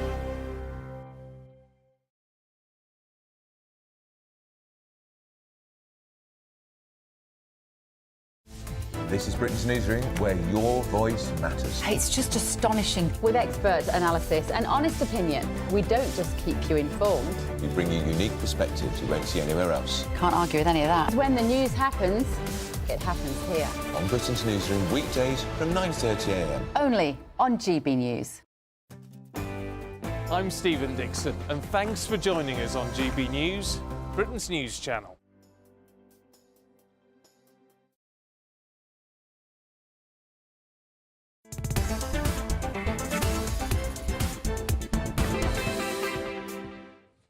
"24 minutes after 4 o'clock. If you've just tuned in, where have you been? You've missed an hour and a half of the show, but at least you're here now. I'm Nana Akua. We are Britain's news channel. This is GB News, and it is time for the Great British Debate this hour. And I'm asking, should Reform UK and the Tories form a merger? Nigel Farage's party has topped a national poll for the first time, placing them on 26 points, with the Tories in second place on 23 points, and Labour dropping to just 22. But the poll is translated to the number of seats won, and if that were the case, it would leave Reform shy of a majority and would need support from another right-wing party to keep Keir Starmer out of power. But is this a price worth paying? So for the Great British Debate this hour, I'm asking, should Reform UK and the Tories form a merger? Well, joining me now, broadcaster and journalist Claire Muldoon and political commentator Jonathan Liss. All right, Claire Muldoon, what are your thoughts on this? OK, my thoughts are, one, it won't happen, and two, the Conservatives aren't very right-wing in their current form, and three, this is a really interesting poll. It was polled by Find Out Now, and they've actually polled people who didn't vote in the last general election, but the way the questions were posed, 50% of those that were polled that didn't vote said they would now vote Reform. Because of not listening to the popular vote, I think Labour have shot themselves completely in the foot. And I think their comms and their appointments in the Cabinet will prove that. And indeed, the rollout from when they first came into power has proven that point, I'd say. But interestingly, Farage, like him or hate him, love him or loathe him, he is a fantastic orator. He reads rooms. Now, whether or not he's got the policy, the gumption to back up what he's saying is actually neither here nor there, because he's winning votes. And I also said a while back that the red wall up and down the country will not turn Conservative blue because of the disastrous start to this Labour governance. They will turn Reform blue.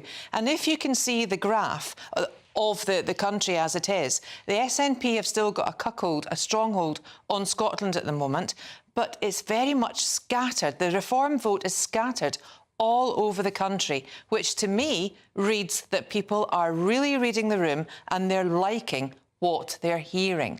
Should they join the Conservatives? I actually don't think they will. Jonathan Liss. Well, I agree with Claire on one thing, that it's not going to happen. Reform and the Conservatives hate each other. There's a lot of bad blood between Kemi Badenoch and Nigel Farage, and neither of them is prepared to concede that they should be sort of the second fiddle in any kind of coalition. I mean, don't forget, Badenoch has... Well, like, I can't remember how many seats the Conservatives have. Like 160 odd. 21 or something. No. Well, I can't remember how many, but it's certainly a lot more than 5, which is what Reform has. And there's every chance that the Conservatives will still emerge as the bigger right-wing party in an election. And don't forget, Nana, that the election is 4 years away, potentially. And a lot of things can and will happen between now and then. So we're having polls every week. It's kind of... The polls, there's a few percentage points in them each way. Some have Labour slightly ahead, some have the Conservatives slightly ahead, some have, as this one has, Reform is slightly ahead. So we just don't know how things are going to pan out. But clearly, people are voting Reform for a reason. They don't want to vote Conservative, they're voting Reform. There is no guarantee at all, and politicians can be incredibly arrogant, thinking, well, there's a pile of bricks here and a pile of bricks here, and if we sort of stack them one on top of the other, another, people will just vote for that new stack of bricks, which is not how people often vote at all. In the same way that if you said, right, Lib Dems and Labour are going to sort of join forces so they can become a super party, there's no guarantee that people want to vote for that party because they vote for the different parties because they actually like what those individual parties are offering. Do you think that there's a lot of confusion in the narrative? Because people often say, oh, well, Tory voters will then vote Reform, and they don't consider that actually Labour voters will vote Reform. And Labour voters in this poll have proven that they would. The intention is there to vote Reform. So therefore, the scattered colours across the nation has actually proven that point. There's not one particular place, like London Estuary, Essex, etc. It's not all Reform. It's a complete mixture, as is all up and down the country. It's a bit simplistic, is exactly the point, that even for them to slightly be having this sort of conversation... And polls are wrong sometimes. I think there's another really important point that we've talked about before, Nana, which is that there is an absolute ceiling on Farage's support. In a way that the Conservatives can win a landslide victory around the country. It's possible for Conservatives to win all around the country. It is simply not possible for Reform to win in the big cities, in Scotland. They might win, a seat here and there, but I don't see, I could be proven wrong, but I don't see how they ever win so many different places, appeal to assemble such an electoral coalition, they can actually assemble a majority. Well, the only way that's going to happen is if politicians of the two main parties start listening hard to those that vote for them and that the electorate, and that's not happening. Well, Jonathan, what do you base that on, that there's no way that Reform will be able to do this? I don't see... I actually don't think that they'll need the Conservatives. I sort of think the Conservatives are a busted flush. I look at the Labour Party and I'm seeing what they're doing, and nobody, even their own supporters, aren't happy. I don't think they need any at all. I don't think the two parties are similar in any way, shape or form. Well, they are obviously very different in some ways. I think that the Conservatives are trying to mimic Reform in lots of ways. The problem with Farage, I mean, obviously there are lots of problems, but he has a big problem with a big part of the electorate.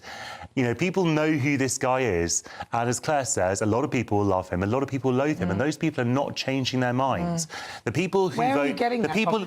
To me, what you've just said there is a soundbite. A lot of people aren't changing their minds. But what is that based on? Well, it's based on electoral data. That's why. Which data? Well, what are you quoting? I can't prove a negative.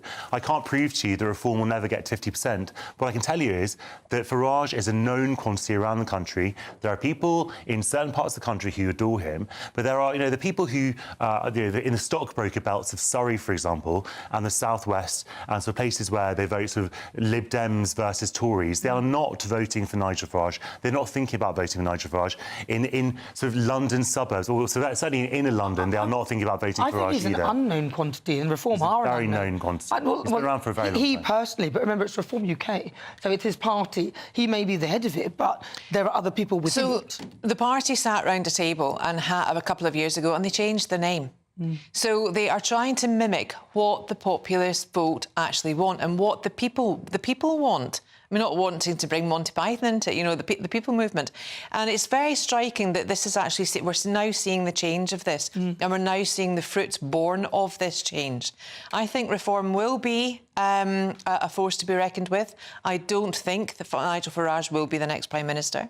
And I certainly don't think... I definitely don't think that they will have a merger with the Conservatives. I don't think they need the Conservatives. Well, they do need the Conservatives, but the one thing is, the Conservatives are not going to allow a hostile takeover by Reform. The Conservatives, just like all political parties, want to ensure their own survival, and that is not going to ensure their own survival. All right, well, I've got to say thank you, broadcaster and journalist Claire Muldoon and political commentator Jonathan Liss. They are my panel.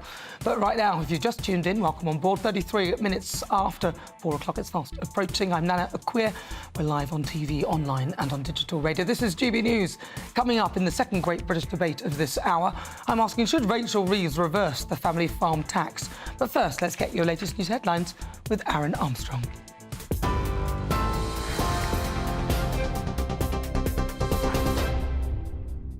Thank you very much indeed. Let's get you up to date with the headlines. 4 female Israeli soldiers taken hostage during the 7th of October attacks have been released by Hamas and reunited with their families. This is the moment Naama Levy, Karina Ariev, Daniela Gilboa and Liri Albag saw their loved ones again after being held in Gaza for 15 months, some 477 days. And all 4 women clearly overcome with emotion.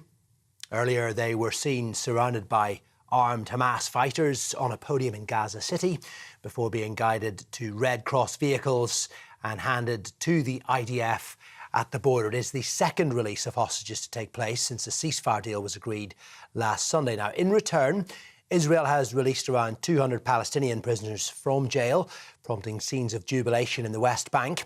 Although the most serious offenders, those convicted of the gravest crimes, were not there. Around 70 of those are being deported via Egypt to neighbouring countries, including Qatar and Turkey. Travellers are facing ongoing disruption in the aftermath of Storm Eowyn as efforts to clean up the damage done by Friday's hurricane-force winds continue. Well, thousands of properties are still without power and there's continuing travel disruption with trains and ferries suspended and roads closed.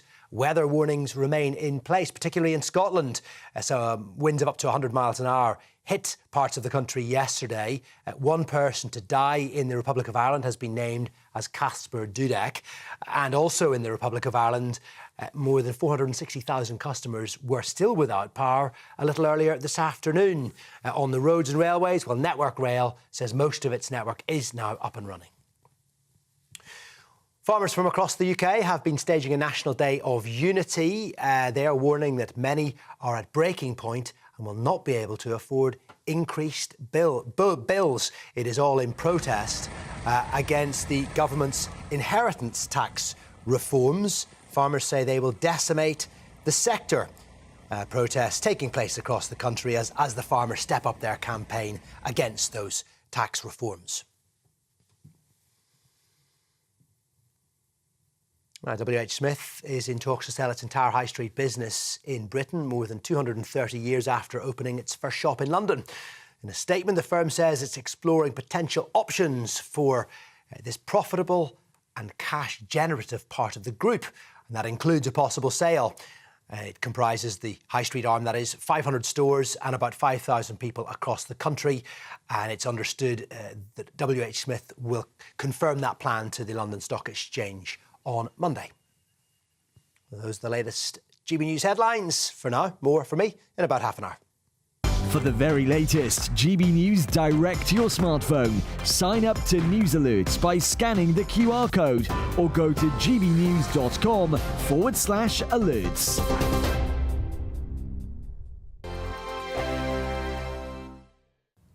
Good afternoon. Welcome to your latest GB News weather from the Met Office. It's going to stay quite changeable as we head over the rest of the weekend and into the start of the new working week. Low pressure always close by to the UK, bringing some wet and windy weather at times. Storm Eowyn that brought disruption through Friday clears away towards Scandinavia. Then we've got this weather front arriving through Saturday evening and into the start of Sunday, bringing some outbreaks of quite heavy and showery rain across parts of Northern Ireland and then later into parts of Scotland, Northern England, parts of Wales too. It generally fizzles out by the time it gets towards eastern England, and we will see some clear skies developing behind. And under those clear skies, likely to turn quite chilly, particularly across parts of Northern Ireland and Scotland, seeing some frost and perhaps some icy stretches through Sunday morning. A touch milder across the very far south, although temperatures still dropping down into the low single figures. But a bit of cloud then building across the southwest. We see this weather front arriving, pushing its way north and eastwards, bringing some quite heavy downpours across parts of Devon and Cornwall through the early hours of Sunday morning. A bit of a dry start for the rest of England, and for Northern Ireland and Scotland, generally quite a dry, bright and chilly start to the day on Sunday. Some showers still continuing across the very far north of Scotland. Again, these likely falling as sleet and snow over any high ground. That weather front across the very far southwest pushes its way north and eastwards through Sunday morning and into the afternoon. That heavy rain then spreading across parts of Northern Ireland, parts of Northern England and later into parts of Scotland too. Turning really quite blustery as well behind that weather front, some heavy and blustery showers pushing in from the southwest. Temperatures will be round about average for the time of year for most of us, although generally staying a little bit milder across the south as we see some milder air brought in. Across Scotland, it will be a dry and bright afternoon, but that rain eventually reaches them through Sunday evening, likely to turn to sleet and snow over the high ground. And then we've got another weather front just pushing across the south of the UK, again some heavy downpours likely here. Generally remaining unsettled through the first part of next week, but there are some hints that we're likely to see high pressure starting to build, although perhaps turning a little chilly. Good Afternoon Britain isn't just about us. The wonderful thing about this programme is it's about everyone watching. It's an interactive programme. Well, there absolutely is something to see here, and we're going to be talking about it more. Whether it's breaking royal news, Will, please bring us up to date. Or indeed a particularly punchy speech in the House of Commons. Very, very curious. We bring it to you live, and then we bring you live reaction as well. That's Good Afternoon Britain, weekdays from midday. Only on GB News, the People's Channel, Britain's news channel. It's Patrick Christie's Tonight, and here we do things differently. It's explaining the absolute madness of this, doesn't it? It's explosive. I mean, this is very good. It's lively. 850. Your government sat there, Sean, and it did nothing. It's controversial. And the Middle East has been in turmoil since before I was born. It's everything you need to kickstart your evening. Everyone's had their Weetabix tonight. I love to see it. That's Patrick Christie's Tonight, weeknights from 9 p.m. Only on GB News, the People's Channel, Britain's news channel.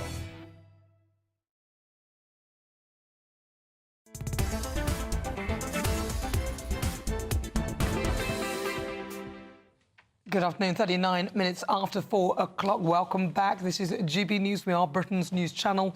We're live on TV, online and on digital radio. I'm Nana Akua. Now, farmers across the nation are staging a National Day of Unity as tractors gather throughout Britain in a bid to protect the sector. All of this comes as pressure is mounting on the government to halt the controversial family farm tax that would see some forced to sell their land to foot the bills.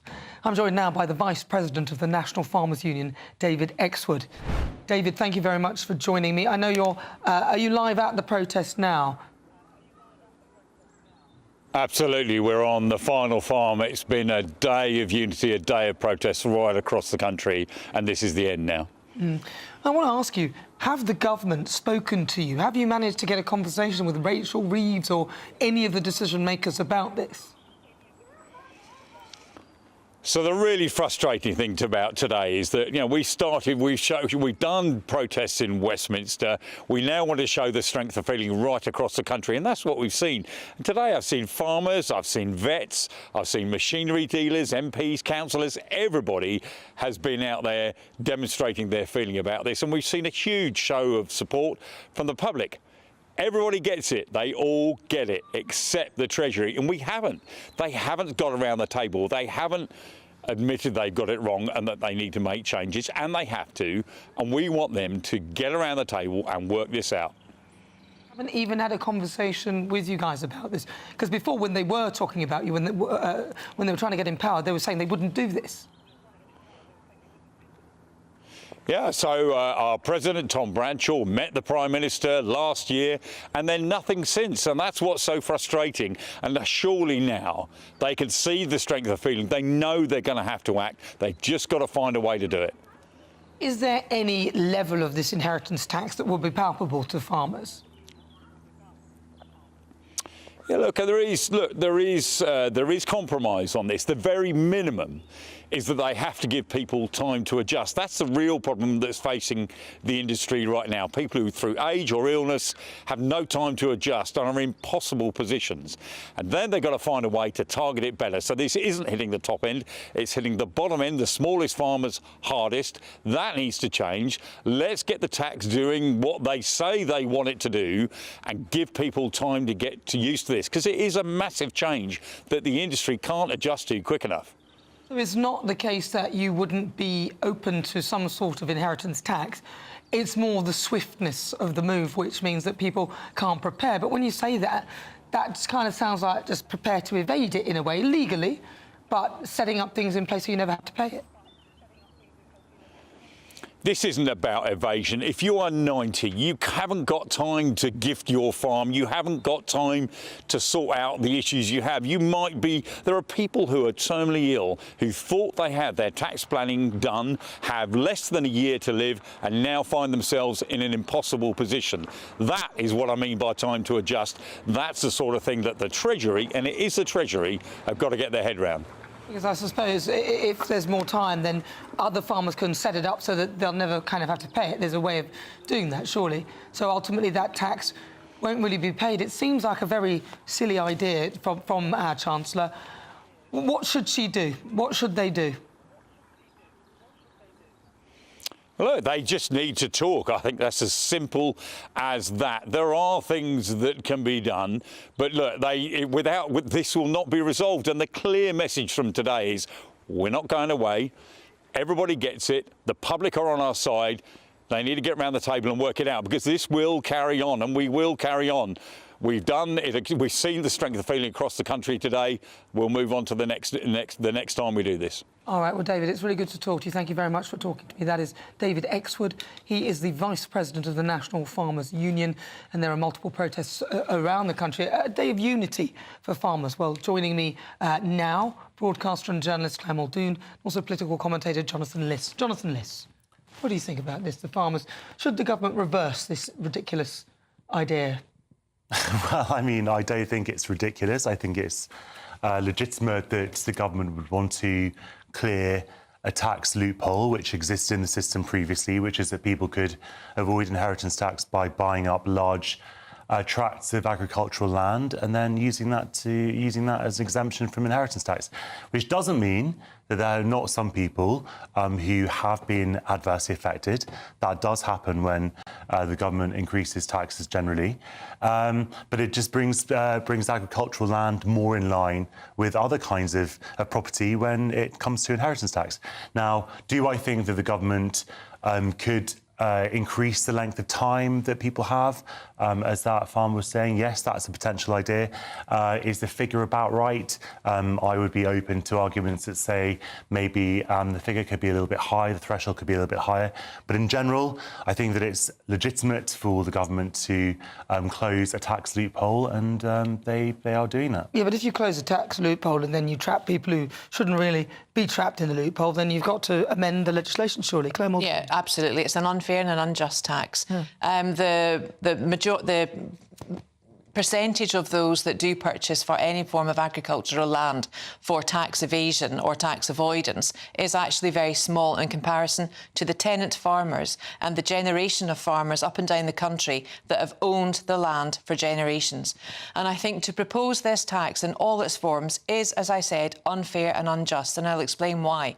These farmers do work that no one else can do. They're often pushed to the limits to deliver dairy, to deliver beef, to deliver pork, vegetables, eggs, everything that we need on our supermarket shelves to keep us fit and healthy, they provide.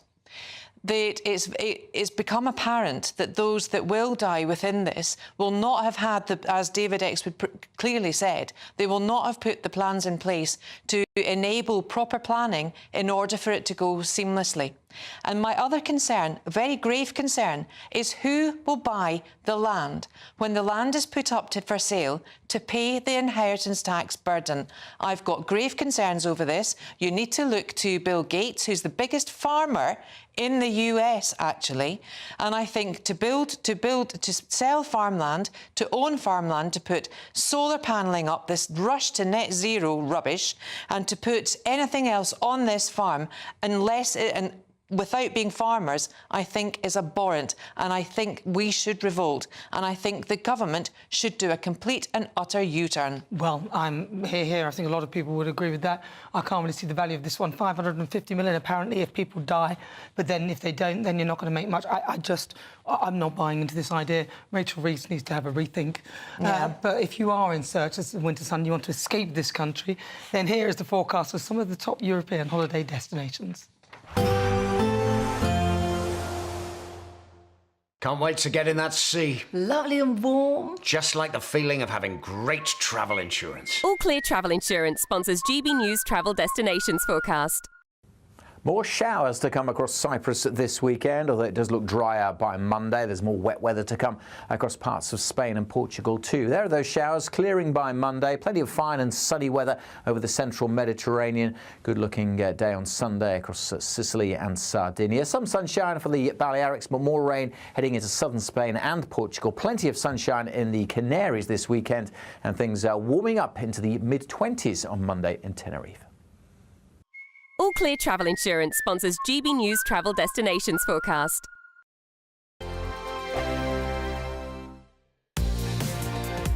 Mornings don't have to be tiresome, especially if you have the right company. Wake up to news as it happens, opinion and debate, and of course, a little bit of entertainment too. Because when the kettle's on, we're on. That's Breakfast on GB News, a show worth waking up for. Every morning from 6 a.m. Only on the People's Channel, Britain's news channel. We'll spread the news, you spread the word. This is GB News, Britain's news channel. Lately, it's getting much better. The people getting more educated in terms of overall well-being of the skin health rather than temporary aesthetic treatments. Because most of the treatments in aesthetic, it doesn't change the texture of the skin. It just gives like volumetric result or remove the wrinkles temporarily. So what are the most popular treatments that people are after? According to a statistic report, first is anti-wrinkle, then dermal filler, then energy-based device. But lately, biostimulators also became very popular. And So what do you mean by biostimulators? Biostimulator, any substance that can change the texture of the skin, or like it will lead to postpone the aging process, or proliferate more collagen, increase the elasticity of the skin, such as polynucleotide or exosome, or different vitamins and minerals in the form of mesotherapy considered as a biostimulator. Turkey's a particularly popular destination because the costs are so much lower. There have also been a lot of horror stories about what can happen when things go wrong, even people dying from post-surgery complications. What would you advise people? Choose as a practitioner or surgeon very carefully and never prioritize price over quality. This is your face after all, your body after all. And mistakes can be reversible. It can be irreversible. And sometimes it's not like a booking restaurant or hotel. It's a sensitive matter that can affect their confidence and skin and body for life. So they need to choose very wisely. They need to search what kind of methodology that particular surgeon, they perform the treatments. Are they using any safety tools? GB News, the People's Channel. Hi, I'm Michelle Dewberry, and my show is your opportunity to cut through all the noise and dive in headfirst to some robust debates. Ideas clash. Situation, Because the failure is... You're deliberately avoiding my point. Nothing's held back. And if you think this is the end of it, wait for more. And we do not shy away from the difficult stuff. Sometimes I want to shake people and say, if only you understood. So join me on Jubes & Co. weeknights at 6 p.m, only on GB News, Britain's news channel.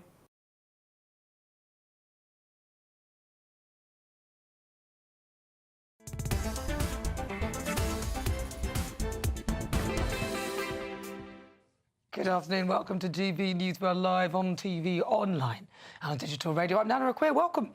Joining me, Claire Muldoon and also Jonathan Liss. I'm going to read some of your says. Grumpy Grandad, this is about the death penalty. He said, Nana, spot on as possible and 100% correct as always. I think it should come back. Let's see. A few people have been saying that they've been talking about Matthew Stadlen, saying that he called me an evil presenter. Was that on air? Yes, he did. I think he did say that. He called him a hypocrite. Yeah, well, that's slightly different, isn't it? Evil and hypocrite. As if, come on. No, I don't think I'm evil if I want to execute a child murderer. I think I'm perfectly reasonable. And if it was within the law, like I said, I would press the button myself. PW said, Nana, you're glowing today and look so good. Thank you very much. Let's see. There's some for you, Jonathan. This one here. Oh, this one is about Matthew Stadlen. Not the same person. You are the same. Sorry, I got confused there. They're like the same people, aren't they? Separated at birth, you two. Yeah, so Gillian said death sentence definitely for him. Totally agree. He isn't human. He's a monster. That's not how we talk about Matt. No, that's very good. That was from Gillian, though. Very quick, very nice. Diane said Stadlen is a soft, liberal lefty. His taxes, not mine, should pay to keep this beast. Jonathan, do you think that perhaps those who disagree could maybe pay for the upkeep of this criminal? No, I don't. That's not how it works. Well, we all are. It is how it works. We're all paying for it. We're just saying that exclusively you lot. No, still not. OK. And then Angela says, Nana, Anne Widdecombe has said on another channel that when they got rid of capital punishment, the murder rates went up by 100%. Tell that to Stadlen. I'll also tell that to you. And you, Claire Muldoon. Well, I'm surprised, Anne Widdecombe. I don't think she is for capital punishment. I'll tell you that now. So regardless of the statistics, I'm still not in favour of it. It's still morally and utterly bankrupt to suggest it as a law. Well, I think... We'd have to leave the ECHR as well, don't forget. Well, Richard points out... Maybe that's the only positive thing, then. Richard points out the murder seems to have gone up a lot since the abolishment of the death penalty. When I was a kid, it was rare.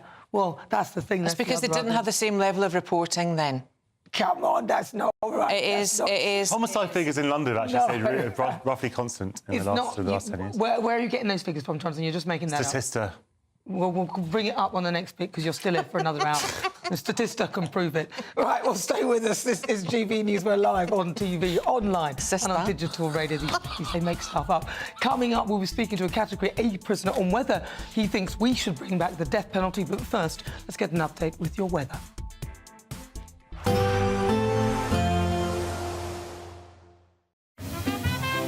Heavy showers first thing will be followed by a warm, cosy day. Boxed Boilers, sponsors of weather on GB News. Good afternoon. Welcome to your latest GB News weather from the Met Office. It's going to stay quite changeable as we head over the rest of the weekend and into the start of the new working week. Low pressure always close by to the UK, bringing us some wet and windy weather at times. Stormy Owen, that brought disruption through Friday, clears away towards Scandinavia. Then we've got this weather front arriving through Saturday evening and into the start of Sunday, bringing some outbreaks of quite heavy and showery rain across parts of Northern Ireland and then later into parts of Scotland, Northern England, parts of Wales too. It generally fizzles out by the time it gets towards Eastern England, and we will see some clear skies developing behind. And under those clear skies, likely to turn quite chilly, particularly across parts of Northern Ireland and Scotland, seeing some frost and perhaps some icy stretches through Sunday morning. A touch milder across the very far south, although temperatures still dropping down into the low single figures. But a bit of cloud then building across the southwest. We see this weather front arriving, pushing its way north and eastwards, bringing some quite heavy downpours across parts of Devon and Cornwall through the early hours of Sunday morning. A bit of a dry start for the rest of England, and for Northern Ireland and Scotland, generally quite a dry, bright and chilly start to the day on Sunday. Some showers still continuing across the very far north of Scotland. Again, these likely falling as sleet and snow over any high ground. That weather front across the very far southwest pushes its way north and eastwards through Sunday morning and into the afternoon. That heavy rain then spreading across parts of Northern Ireland, parts of Northern England and later into parts of Scotland too. Turning really quite blustery as well behind that weather front, some heavy and blustery showers pushing in from the southwest. Temperatures will be round about average for the time of year for most of us, although generally staying a little bit milder across the south as we see some milder air brought in. Across Scotland, it will be a dry and bright afternoon, but that rain eventually reaches them through Sunday evening, likely to turn to sleet and snow over the high ground. And then we've got another weather front just pushing across the south of the UK. Again, some heavy downpours likely here. Generally remaining unsettled through the first part of next week, but there are some hints that we're likely to see high pressure starting to build, although perhaps turning a little chilly. A nice bright morning will generate a lovely warm day, right through to the evening. Boxed Solar, sponsors of weather on GB News. This is the final week to grab your chance to win our biggest cash prize so far, £50,000 in tax-free cash. How would you react if you won? We won 25,000. I'd say don't hesitate, do it. If you're not in it, you've got no chance of winning it. Don't miss out as lines close on Friday. For another chance to win, text cash to 63232. One entry costs £2 plus one standard network rate message. Or text bonus to 63232. 5 entries cost £5 plus one standard network rate message. Go to gbnews.com/win. Entries start from just £2. You can call 0903 681 3232. Calls cost £2 plus your network access charge. Or post your name and number to GB10 PO Box 8690 Derby DE1 9TT. UK only. Entrance must be 18 or over. Lines close at 6 p.m. on the 31st of January. Please check the closing time if listening or watching on demand. Good luck. I'm Christopher Hope. From pop stars to politicians, I'll interview anybody in a pub who's got a political opinion. Join me every Friday on Spotify, Apple Podcasts, YouTube or gbnews.com, or wherever you get your podcasts. This is GB News, the People's Channel. If you want your news to be straight talking, this is a nightmare for the Conservatives again. Down to earth. It's not just Nottingham where this is happening, is it? And most importantly, honest. Hard-working, middle-class taxpayers, they'll get their book thrown at them. Then catch me, Martin Daubney, Monday to Friday, 3 till 6 p.m. on GB News, Britain's news channel. It's Patrick Christie's Tonight, and here we do things differently. It's explaining the absolute madness of this, doesn't it? It's explosive. I mean, this is very good. It's lively. 850. Your government sat there short and it did nothing. It's controversial. And the Middle East has been in turmoil since before I was born. It's everything you need to kickstart your evening. Everyone's had their Weetabix tonight. I love to see it. That's Patrick Christie's Tonight, weeknights from 9 p.m. Only on GB News, the People's Channel, Britain's news channel. In the GB Newsroom, we bring you the news as it happens. With our team of dedicated journalists across the UK, we're ready to keep you up to date with what's happening every half an hour, every single day. Bulletins here on GB News, the People's Channel, Britain's news channel. Headliners on GB News 11 p.m. every night. It's got 3 top comedians going through the next day's newspapers so you don't have to read them, which is great. That's a good point. He's lying. Maybe he's not lying. That's Headliners every night from 11 p.m. and 5 a.m. as well on GB News, Britain's news channel. Hello there, I'm Eamon Holmes. Thank you for joining us on GB News, Britain's news channel.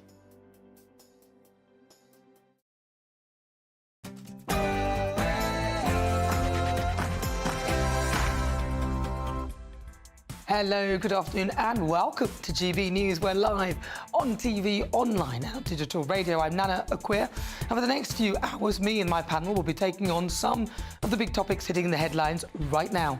This show is all about opinion. It's mine, it's theirs, and of course it's yours. We'll be debating, discussing, and at times we will disagree, but no one will be cancelled. So joining me for the next hour, broadcaster and journalist Claire Muldoon, and also political commentator Jonathan Liss. Coming up, as ever, we'll be discussing, is it time to bring back the death penalty in the wake of Southport murderer Axel Rudakabana, who has avoided a whole life order for the horrific murders of 3 young girls. It's going to cost around about $2.6 million to keep him behind bars. Why should we actually pay for that, to keep him alive?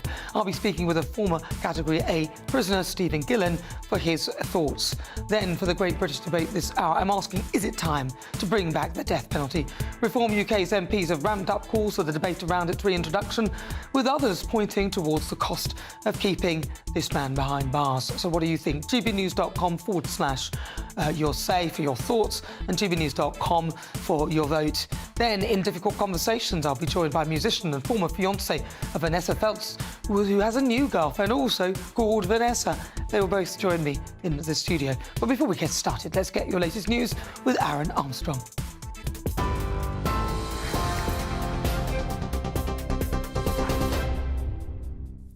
Thank you very much indeed, Nana. Good evening to you. Let's get you up to date with the top stories.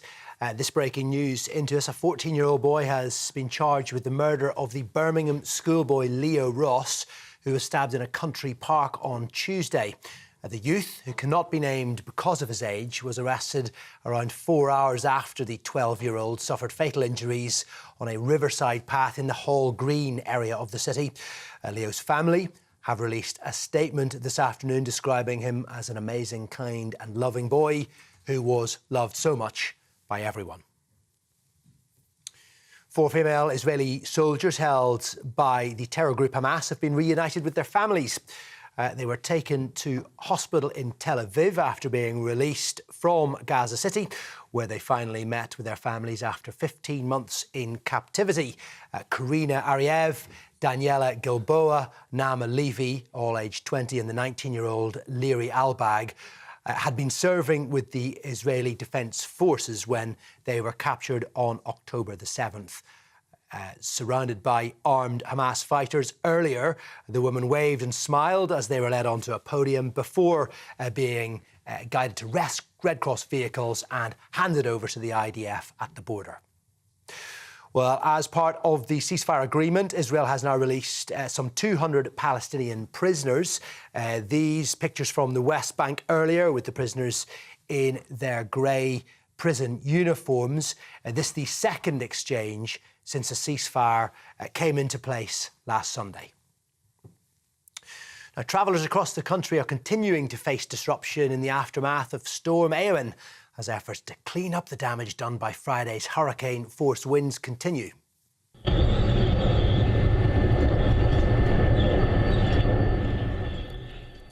Well, thousands of properties are still without power. There is continuing travel disruption across the country.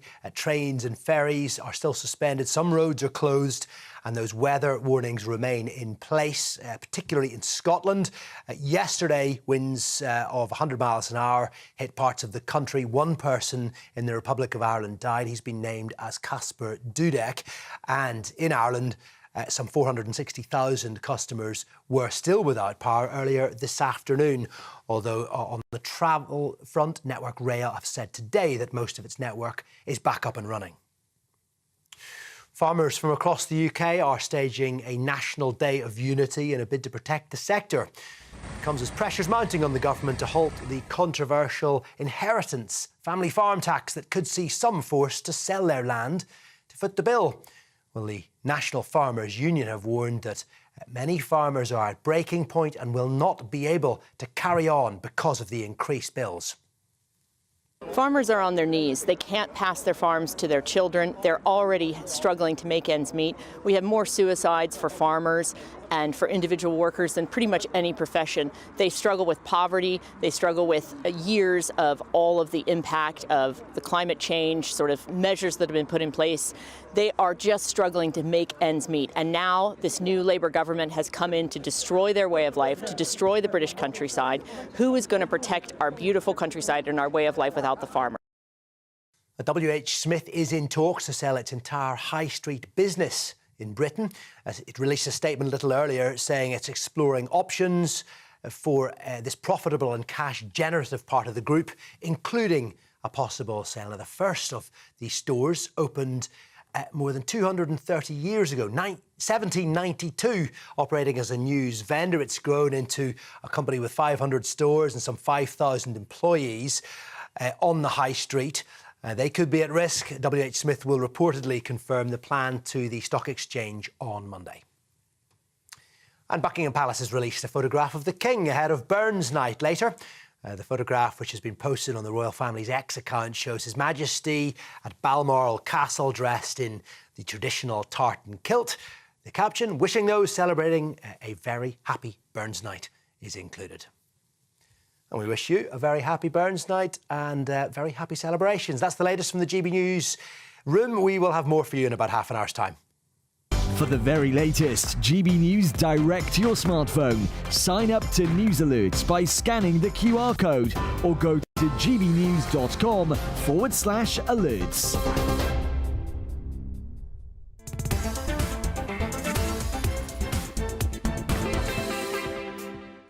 Good afternoon and welcome. This is GB News. We are Britain's news channel. I'm Nana Akua. We're live on TV, online and on digital radio. Coming up, we'll be discussing whether it's time to bring back the death penalty in the wake of the Southport murderer Axel Rudakabana, who's avoided a whole life order for the horrific murder of 3 young girls. It's going to cost around about $2.6 million to keep him behind bars. Why should we have to pay for that? Then, in difficult conversations, I'll be joined by a musician and former fiancée of Vanessa Feltz, who has a new girlfriend called Vanessa. They will both join me in the studio. We'll find out what he's been up to. Then, for the Great British Debate this hour, I'm asking, should the assisted dying bill be scrapped? Earlier this week, MPs passed a money resolution to authorise what critics said was massive unspecified public spending on assisted dying if Labour MPs Kim Leadbeater's private member's bill does become law, which then risked burdening the NHS and cutting other healthcare budgets. So for the Great British Debate, I'm asking, should the assisted dying bill be scrapped? Send me your thoughts, post your comments at gbnews.com/yoursay.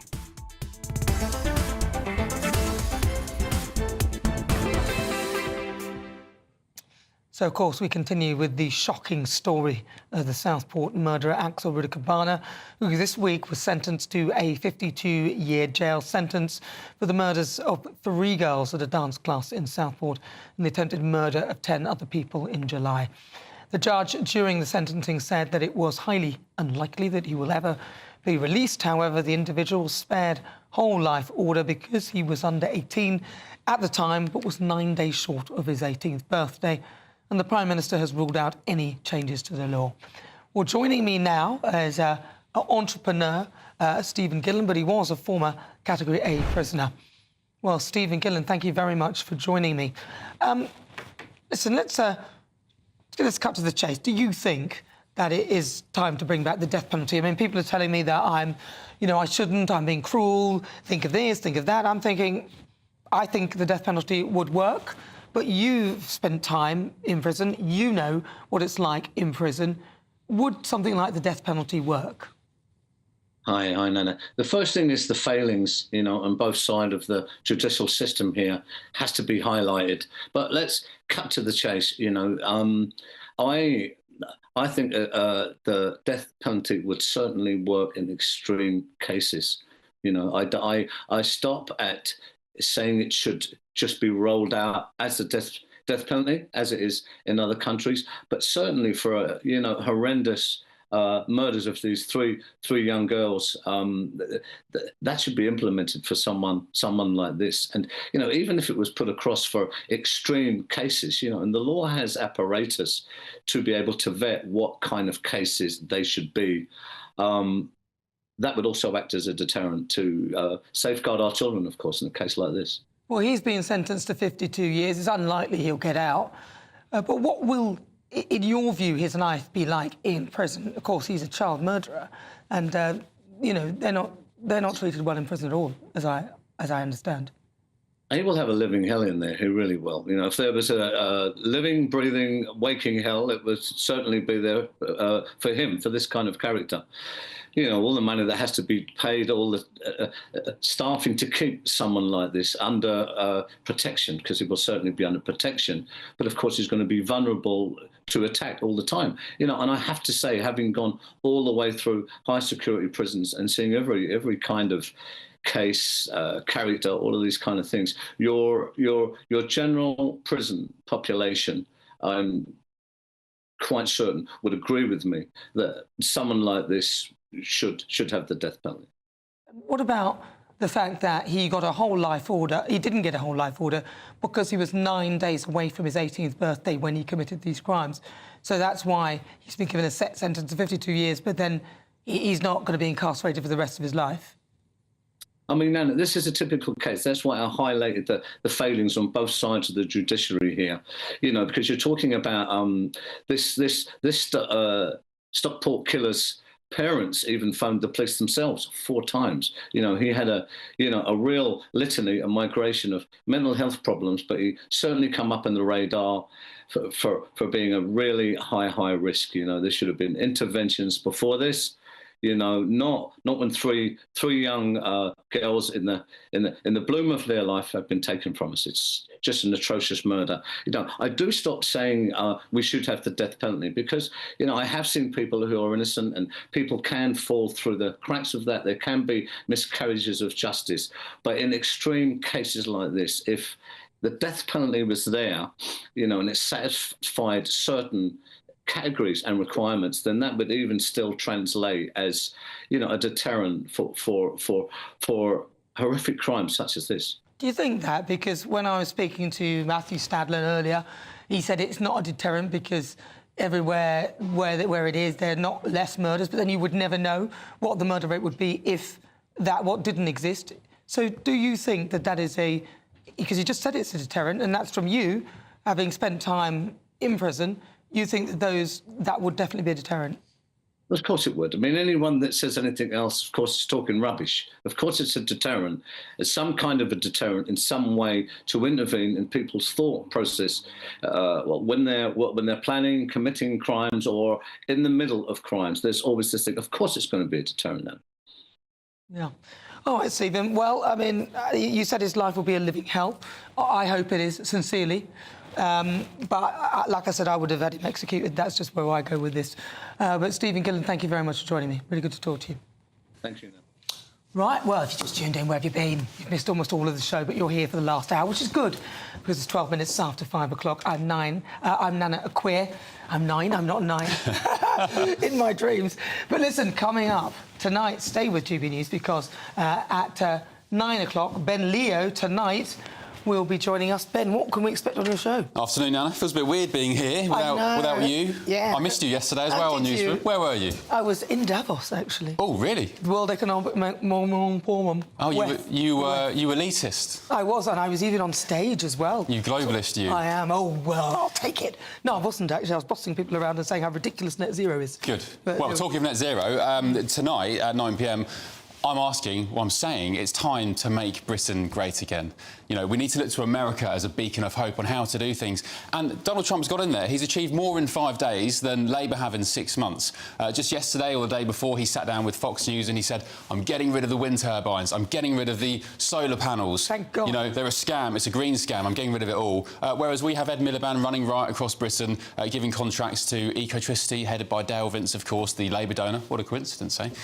So we just need to stop the talking, have a bit more positivity, a bit more bullishness, as Rachel Reeves said today, and just get on with it. Make Britain great again. We've got a great blueprint there to follow. Well, you say that, but she might be trying to put some positivity, but perhaps she could U-turn on half of her policies, in fact, all of them, and then that would start to make Britain great again. I don't know if Labour are the people to make Britain great again, but it's... I'll mention it tonight, I'll cover it. Do you remember Keir Starmer's first ever speech as Prime Minister in the Rose Garden? Oh, yeah, I remember. Saying, this is a disaster, there's hard times ahead, I'm sorry, Britain's going down the plug hole. And compare that, I'll do that tonight, you'll see, I'm comparing it to Donald Trump's first ever speech. We're going to make America great again. The future of this country is in great hands. It's a golden age of America. What a contrast. So if Rachel Reeves wants to talk about positivity, just change the tune of your whole government, because we've seen from day one that it's been about doom and gloom. And, of course, Trump has started to extradite, get rid of people, put them on planes, send them back. People are self-leaving without him even doing anything. Have you seen the videos? 2,000 illegal migrants already on military planes, getting them out of there. Meanwhile, Keir Starmer just says, smashing the gangs, smashing the gangs, smashing the gangs.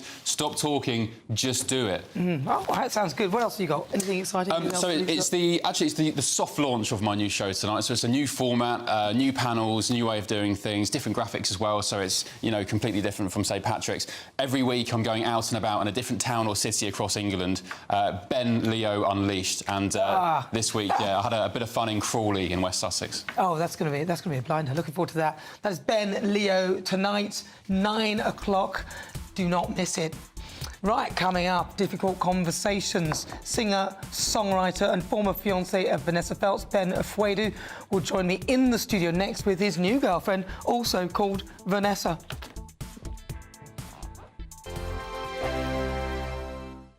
Join me, Camilla Tominey, for a frank and honest discussion with those in power that cuts through the spin and gets to the heart of the issues shaping our nation. You haven't confirmed that you want to stand as leader, but you haven't ruled it out either. This report basically says that he's not fit to stand trial. Is he indecisive? Incompetent? I deliver the dose of reality Westminster needs. That's the Camilla Tominey Show at 9:30 every Sunday on GB News. The People's Channel, Britain's news channel. GB News Breakfast, every day from 6 a.m. Well, you know I like an auction. Yes. And I've bought some strange things at auction before you have as well, haven't you, Eamon? Yeah, well, Ellie would throw this in the bin that you're coming up with now. How about this? Admiral Lord Nelson's hair. Nice. Cut. I mean, is this a bit spooky? Cut as he lay dying during the Battle of Trafalgar, so someone's gone, oh, we'll just have a little bit of that there. In 1805, is on sale in Jersey, and it's a little cup. How much would you pay for the hair? No, nothing. It would go in the bin, straight in the bin. What, even? What? Nelson? That's very disrespectful to the British culture and heritage. I think it's disrespectful that he lay there dying and someone thought, we'll take a quick strip maybe they just had, maybe they thought, you know, because there's obviously the famous painting, isn't there, of the Battle of Trafalgar. Maybe they thought, we'll give him a quick haircut, and then they kept their £15,000. 15 grand. Where's the hair come from? What part of the body? His head, Eamon. Well, it could be his underarm. I don't know. You know, it depends. Let me have a little look. You would bid very curly. I think it's his. I think it's his head. It's his head. What? You would bid more for his head than, say, his underarm. Well, I think so, yeah, I would hope so, yeah. Or anywhere else. I would hope so. A little less whiffy there, the head hair. And there it is. And it's in a little pot. No. And the only way you can probably find out is if you DNA test it, I guess. It's definitely his. Whoever pays for that is bonkers. Well, That's creepy. I was Really seriously tempted to make a bid for a toupee, not for me, but as worn by John Wayne. John Wayne's wig? Yeah. Why? Wow. Why? Well, why I didn't get it was my wife said to me, that is not coming into the... Well, she's right. She's right. GB News, the People's Channel. Hi, I'm Michelle Dewberry, and my show is your opportunity to cut through all the noise and dive in headfirst to some robust debates. Ideas clash. Situation, isn't it? Because the failure is... You're deliberately avoiding my point. Nothing's held back. And if you think this is the end of it, wait for more. And we do not shy away from the difficult stuff. Sometimes I want to shake people and say, if only you understood. So join me on Dubes & Co. weeknights at 6 p.m, only on GB News, Britain's news channel.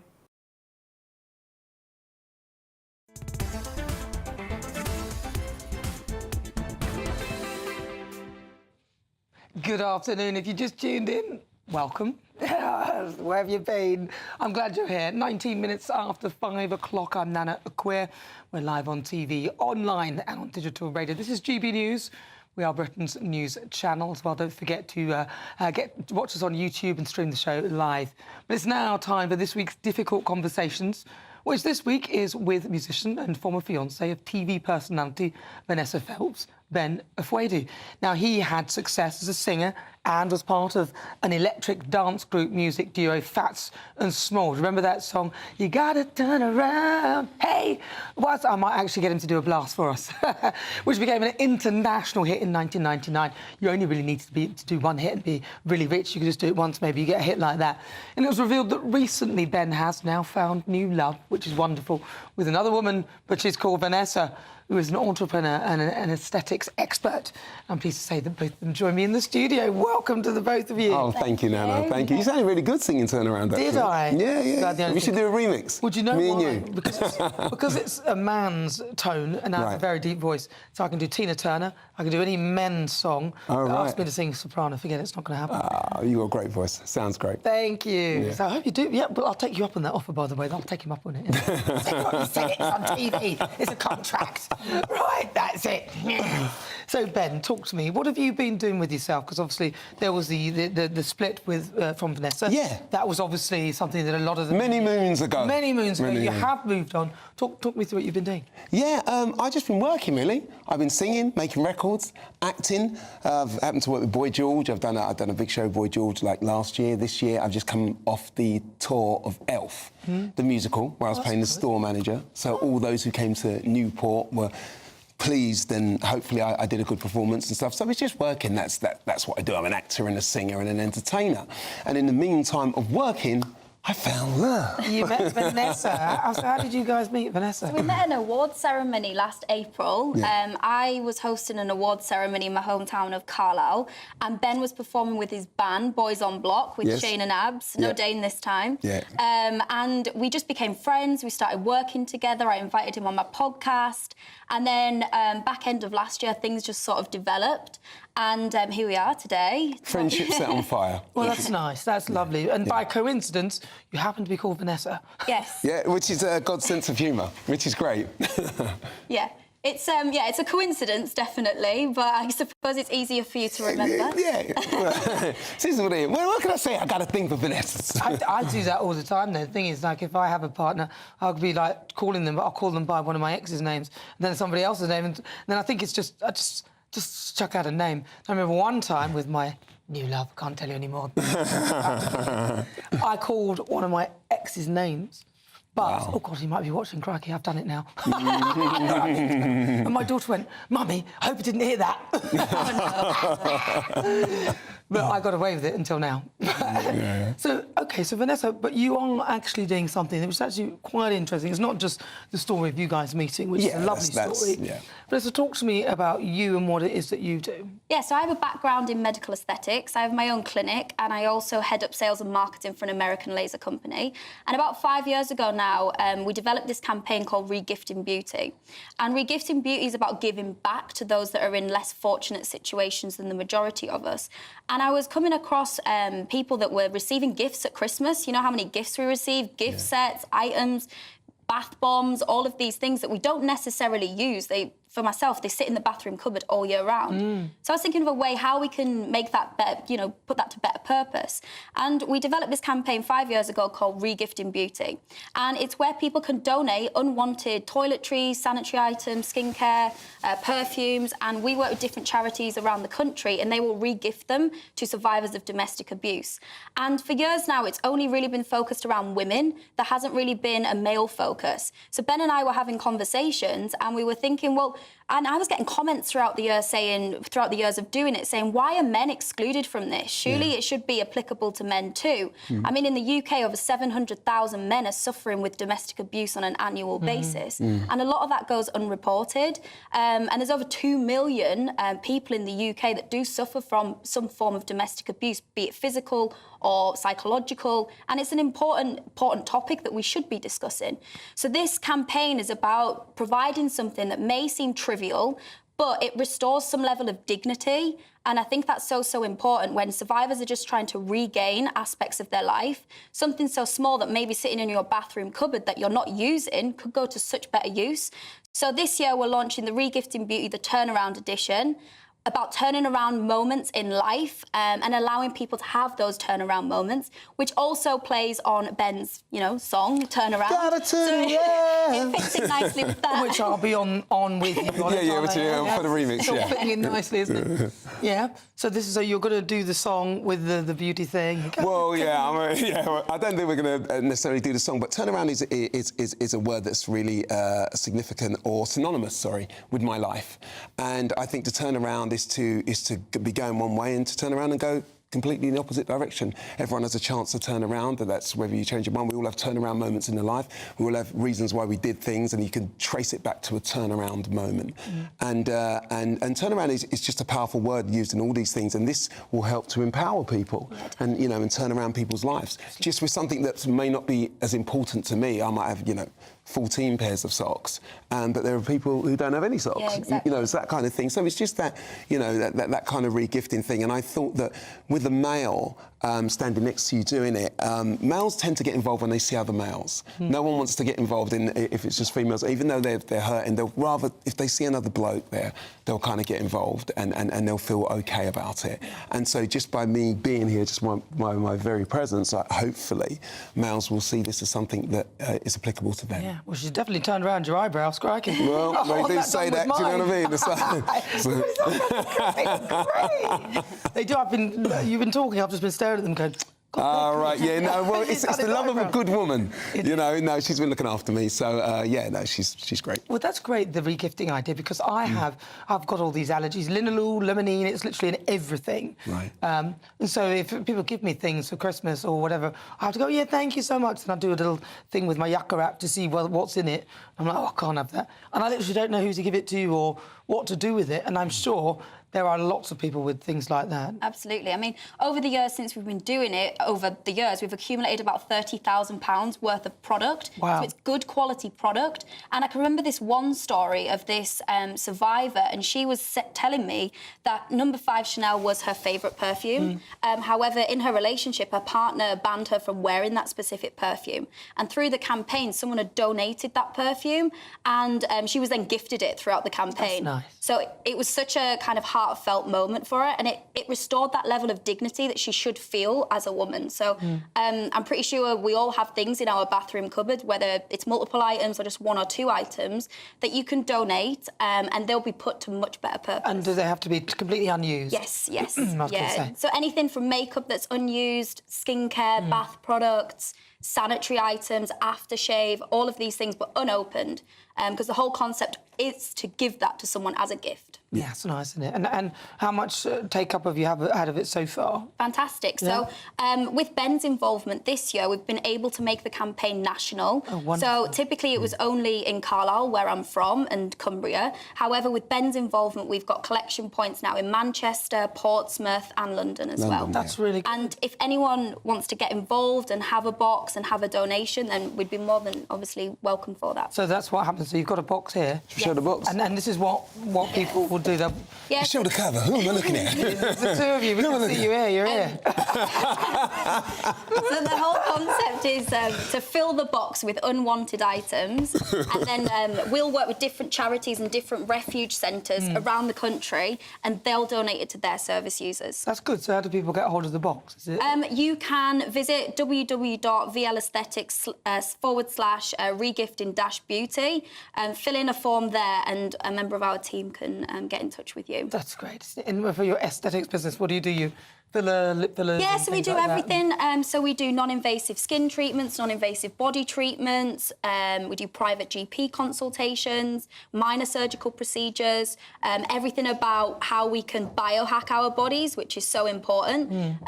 Gone are the days where I think we need to rely on interventions when a problem goes wrong. There's a lot we can do to kickstart our body to heal and repair itself. Well, it sounds fascinating. I love the sound of it. I've got so much in my cupboards that I could just literally... I could fill that box. I've got a load of... Because I use a lot of Clarins skincare and some other brands. And they give you all the... What about samples and stuff like that? They give you loads of proper big samples. I've got a drawer about that big, full of stuff that I cannot use. Same. Well, should we leave this box for you? Oh, OK, then I'll pick up tomorrow. But then I'm one of those people that I say, I'll give you all that, then I think... Oh, no, I'm going to keep it now. I don't know what I'm going to do with it. I'll put it in there and I'll be like, oh, hang on. So listen, remind people again where they can go if they want to donate their unused beauty items. Yeah. So please visit vlaesthetics.co.uk/regifting-beauty, and there's a list of different collection points in there.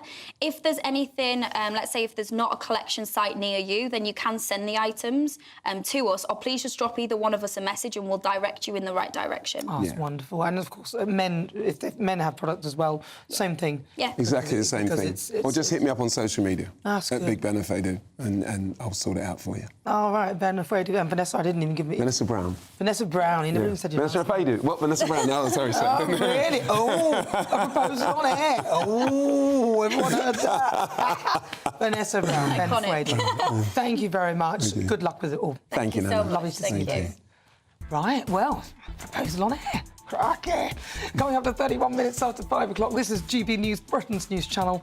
I'm Nana Akua. We're live on TV, online and on digital radio. Still to come, the Great British Debate this hour, and I'm asking, should assisted dying, should that bill be scrapped? My panel will be joining me live, but first let's get your latest news with Aaron Armstrong.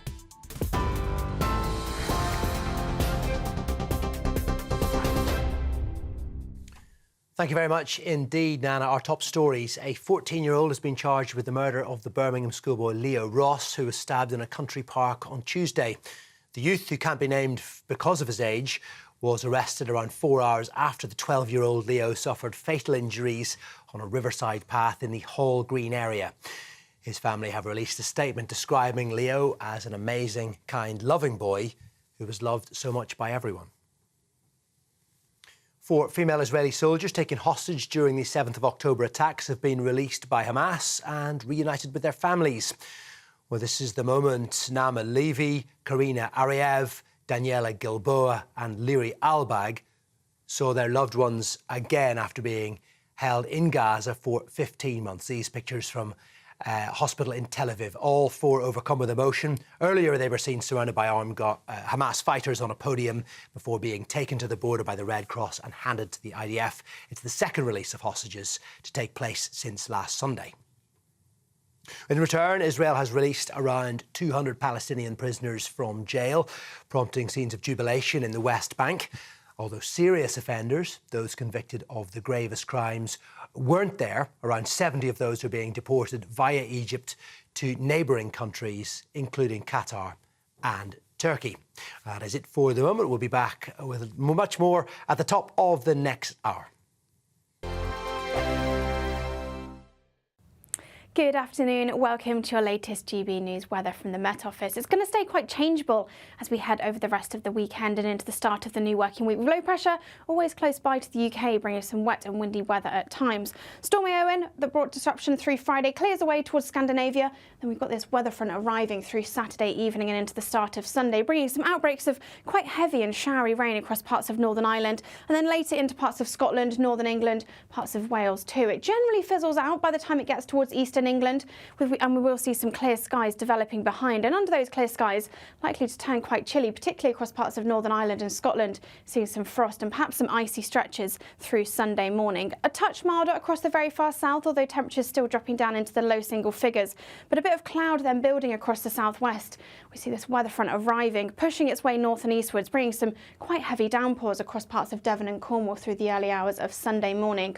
A bit of a dry start for the rest of England, and for Northern Ireland and Scotland, generally quite a dry, bright and chilly start to the day on Sunday. Some showers still continuing across the very far north of Scotland. Again, these likely falling as sleet and snow over any high ground.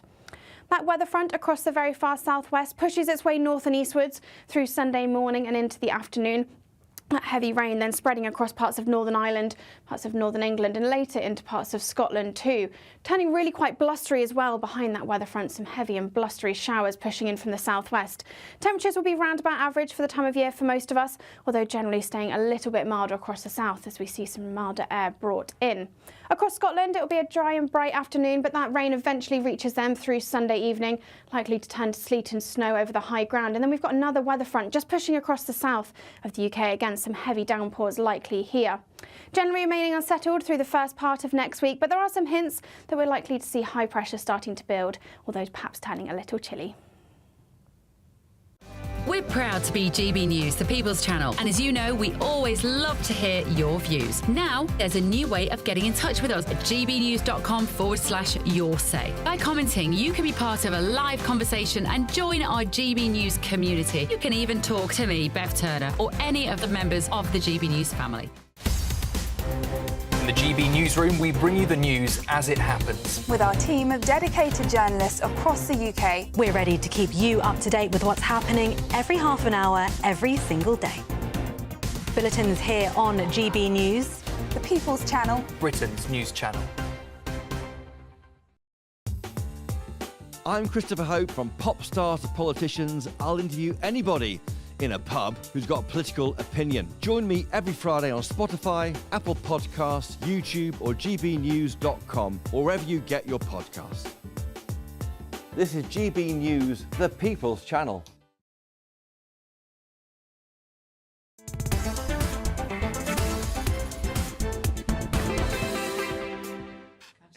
It's 35 minutes after 5 o'clock. Good afternoon. If you just tuned in, welcome. We are GB News, Britain's news channel. I'm Nana Akua, and it's time for the great British debate of this hour. And I'm asking, should the assisted dying bill be scrapped? Now, earlier this week, MPs passed a money resolution to authorise what critics said was massive unspecified public spending on assisted dying if Labour MP Kim Leadbeater's private member's bill does become law. Now, this bill proposes giving terminally ill adults who have less than 6 months to live medical assistance to end their lives, subject to approval by 2 doctors and a judge. However, MPs have warned the resolution risked burdening the NHS and cutting other healthcare budgets. So for the great British debate this hour, I'm asking, should we just scrap the assisted dying bill? All right, joining me now, broadcaster and journalist Claire Muldoon and political commentator Jonathan Liss. Right, I think that I'm going to go with Jonathan Liss first. Well, I am strongly in favour of this bill, Nana, as we've spoken about before.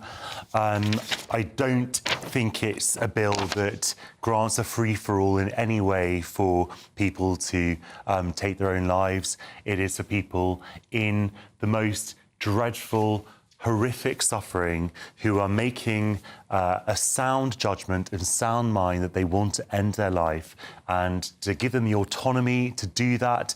That doesn't mean that their relatives are put at risk of criminal sanction after that. And I think the thing to remember with all this is that the richest people will always be able to avail themselves of certain procedures. If you have a lot of money and you have resource at your disposal, you can go to Dignitas in Switzerland and you can take this option for yourself. This is democratising it, in a sense, to allow people who meet a certain very, very strict criteria to be able to make those decisions about their own bodies and their own suffering. This is not about living well. This is about dying well. Everyone deserves a good death. That is a basic right. So hold on, you're against the death penalty, but you're quite happy for assisted dying? Well, in the same way that I'm in the same way that yes. I'm in the same way that I'm in favour of the right for people to take their own lives when they want to. Yes. But they're not really, because it's state-assisted dying. Well, it's because the state's not deciding it for people. This is about for people who've made that decision themselves. Well, that's a bit like the idea of the death penalty, when it's not the people choosing, it's the jurors who've decided the outcome. So there's a bit difference between a juror deciding to take your life and you deciding to take your life. Well, one is a punishment for what crime that you've done, which is where you face a court of law, where there'll be a punishment of death, but where you can choose to kill yourself, that's OK. Well, suicide was legalised in 1961. Well, are you calling it suicide? It's assisted dying. It's assisted. Look, if someone is gravely ill and they're in agonising suffering, and these are the parameters that are set down by the law, and you have to have sort of 6 months to live, and if you want to take that decision to end your own life within those parameters, the law simply allows the state to facilitate that if that is your choice. And you have to have two judges who have to assert. Is it two doctors? I think it's two judges, isn't it?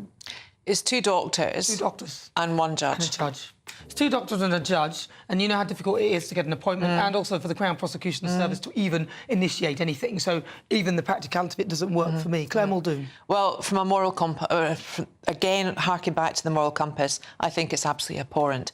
We already have assisted dying in this country. It's called palliative care. We need to invest more money in palliative care to envisage and actually help people die peacefully, with tranquility, with their family if they want around them, and moreover, without pain. Life is tough enough, and when you're getting to the end of your life, perhaps you want to expedite it, perhaps you want to make the suffering stop, but there's a lot to be said for the suffering before death.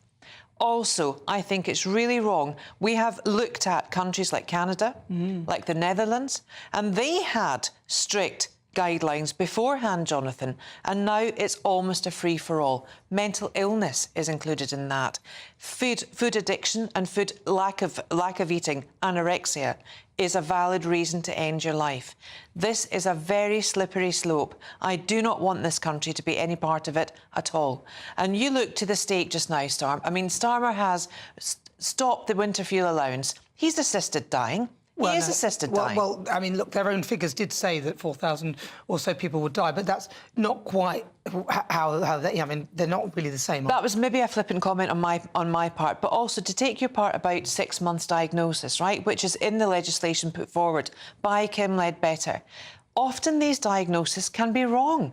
You could be diagnosed with only 6 months to live, and in fact live beyond that. Well, let's just say, for example, Esther Ranson herself, who wanted this bill to go through, had it gone through, she may not even be here because she may have taken up the opportunity, and yet now they've found some new treatments and she's here for longer. And a very good friend of mine had given 6 months to live.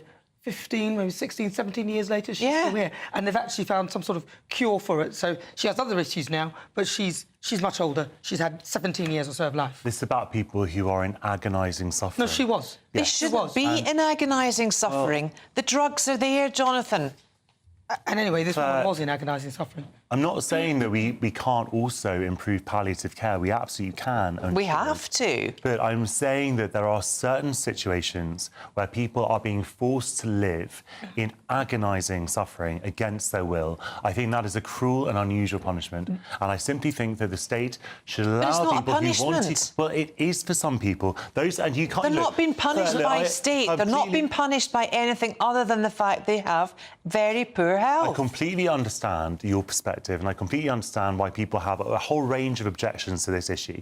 And I completely understand why a lot of people would never, ever dream of availing themselves of this right. But there are some people who do feel as though the state is forcing them to live against their will, as though the state is forcing them to suffer, and suffering for no consequence whatsoever. And those people who want to take advantage of this law, it's for those people that I support their right to do that. What about the people who are being coerced into it then? Well, I think there have to be very, very rigid safeguards. But there's not, there won't be. And can I just say, in the same way that mistakes could be made with, like you were saying about the death penalty, but I would, like I said, it would only apply if the actual person had been seen, or, you know, there's proper evidence, like in the Gabana case. In the same way, doctors can make mistakes. Mistakes can be made as well. You may be told you've got 6 months, you might believe it all, you might feel really terrible and think you're going to die, and then you may go through this assisted dying thing, and actually, oh, sorry, we slightly got that wrong. Where's the provision? Well, I think that... No. Well, you haven't even let me answer. Well, I haven't finished. I'll let you finish when I've finished, you can answer. But in the same way, where you can make a mistake, potentially, as you were saying with the death penalty, you can make a mistake with this, surely. Well, I think that if you are given a terminal diagnosis and that has not just gone through one doctor, I think that it has to go through, you know, sort of several medical professionals to give you that sort of terminal diagnosis. And if you are given a terminal diagnosis and you're generally in good health, I also think, you know, that shouldn't necessarily be grounds to end your own life if you're living well and you accept that you're living well. It's for people who are in the throes of agony and who don't have long to live and who don't feel they are who have any quality of life whatsoever. It's for those people that I would support the right to end their life. Look, going back to capital punishment and assisted dying, OK, it has to happen by lay people in society for capital punishment, and in assisted dying, it'd be medical professionals. The medical professionals from hospices through to palliative care, consultants and nursing staff have all said they do not welcome and they do not want this bill. And I'd say that prison guards and prison officers, those that were mooted to perform the fallout of corporal punishment, don't want to do that either. All right, Jonathan. Ray has posed an interesting proposition for you. He said, Nana, would Mr Liss be in favour of allowing a convicted child killer to have assisted death if that killer said the life in jail was intolerable? I think that anyone in prison should be given the same conditions as anyone else. If they had a terminal illness and they had sort of 6 months to live and they were in agony, then they would be treated as any other patient. I certainly don't think they should be allowed to end their own lives to get out of prison, no. OK. Well, this one here, Happy Brit says, relative given 2 weeks to live is still with us after 2 years. He could easily have gone down this path and not come home for end-of-life care, which is what happened, which is why he's still alive. Young says, I know people on 4-stage cancer that's got free from it, so there is hope. Look, this is... Are you asking me? Well, that's, you know... All I would say is that it's not about me deciding what is best for someone. It's about giving someone the right to decide what's best for themselves. In the same way that suicide is legal in this country, has been since 1961.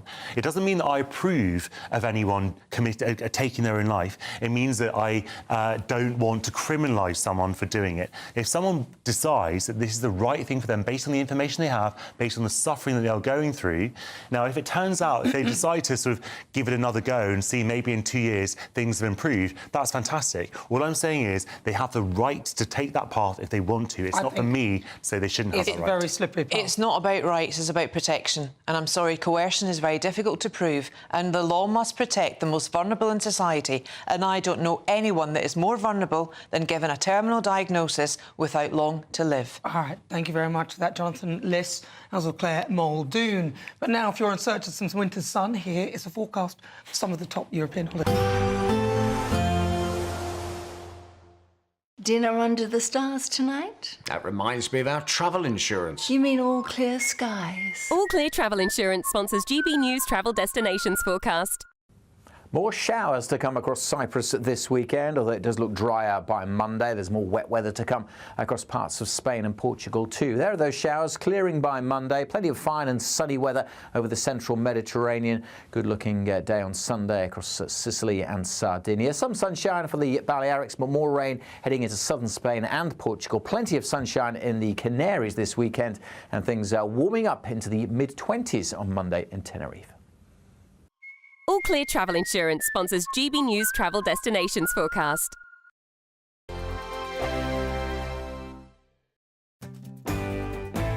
I'm Martin Daubney. This is GB News, Britain's news channel.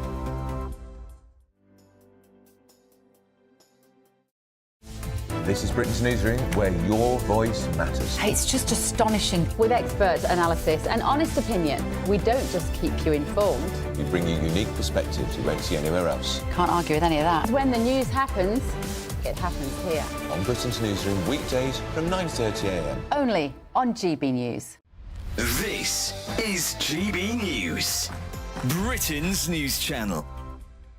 We were talking earlier about the issue of Siri listening to you. Well, it's not just your own conversations being sort of harvested for data, but it's a problem with AI. So what seems to have happened yesterday is that Apple issued a alert saying that Luke Littler had won the darts before he had. I mean, imagine what would, if he then gone on to lose, how that would have looked. I mean, obviously, because he went on to win, at least they got the story right, but before it had happened. So what it seems to happen is that the AI farms existing stories, and what it has done, that's the alert. We can see the alert there now, and it also claiming that Brazilian tennis player Rafael Nadal had come out as gay, when actually a different Brazilian tennis player was actually mentioned in the original story. So what it does is you see that's branded as BBC Sport. What the Apple AI system does is it farms alerts that it thinks people are getting from the source, and then summarises them into That's one. going to be my question. Into one It alert. looks to me like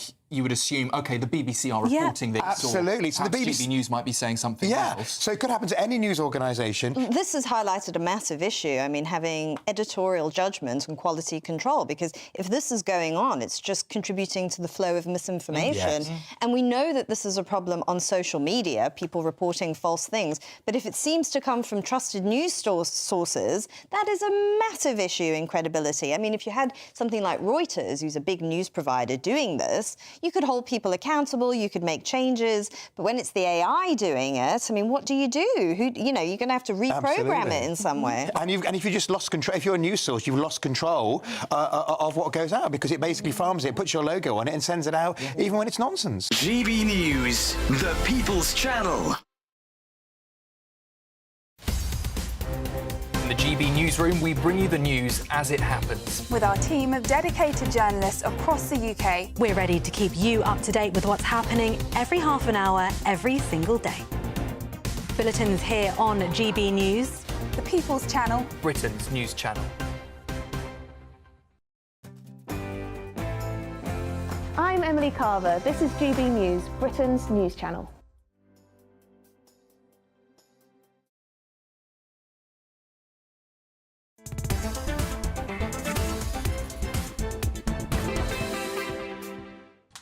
Good afternoon. It's time now for the Quick Fire Quiz, the part of the show where I test my panel on some of the other stories hitting the headlines right now. Joining me, broadcaster and journalist Claire Muldoon. Your buzzer, please.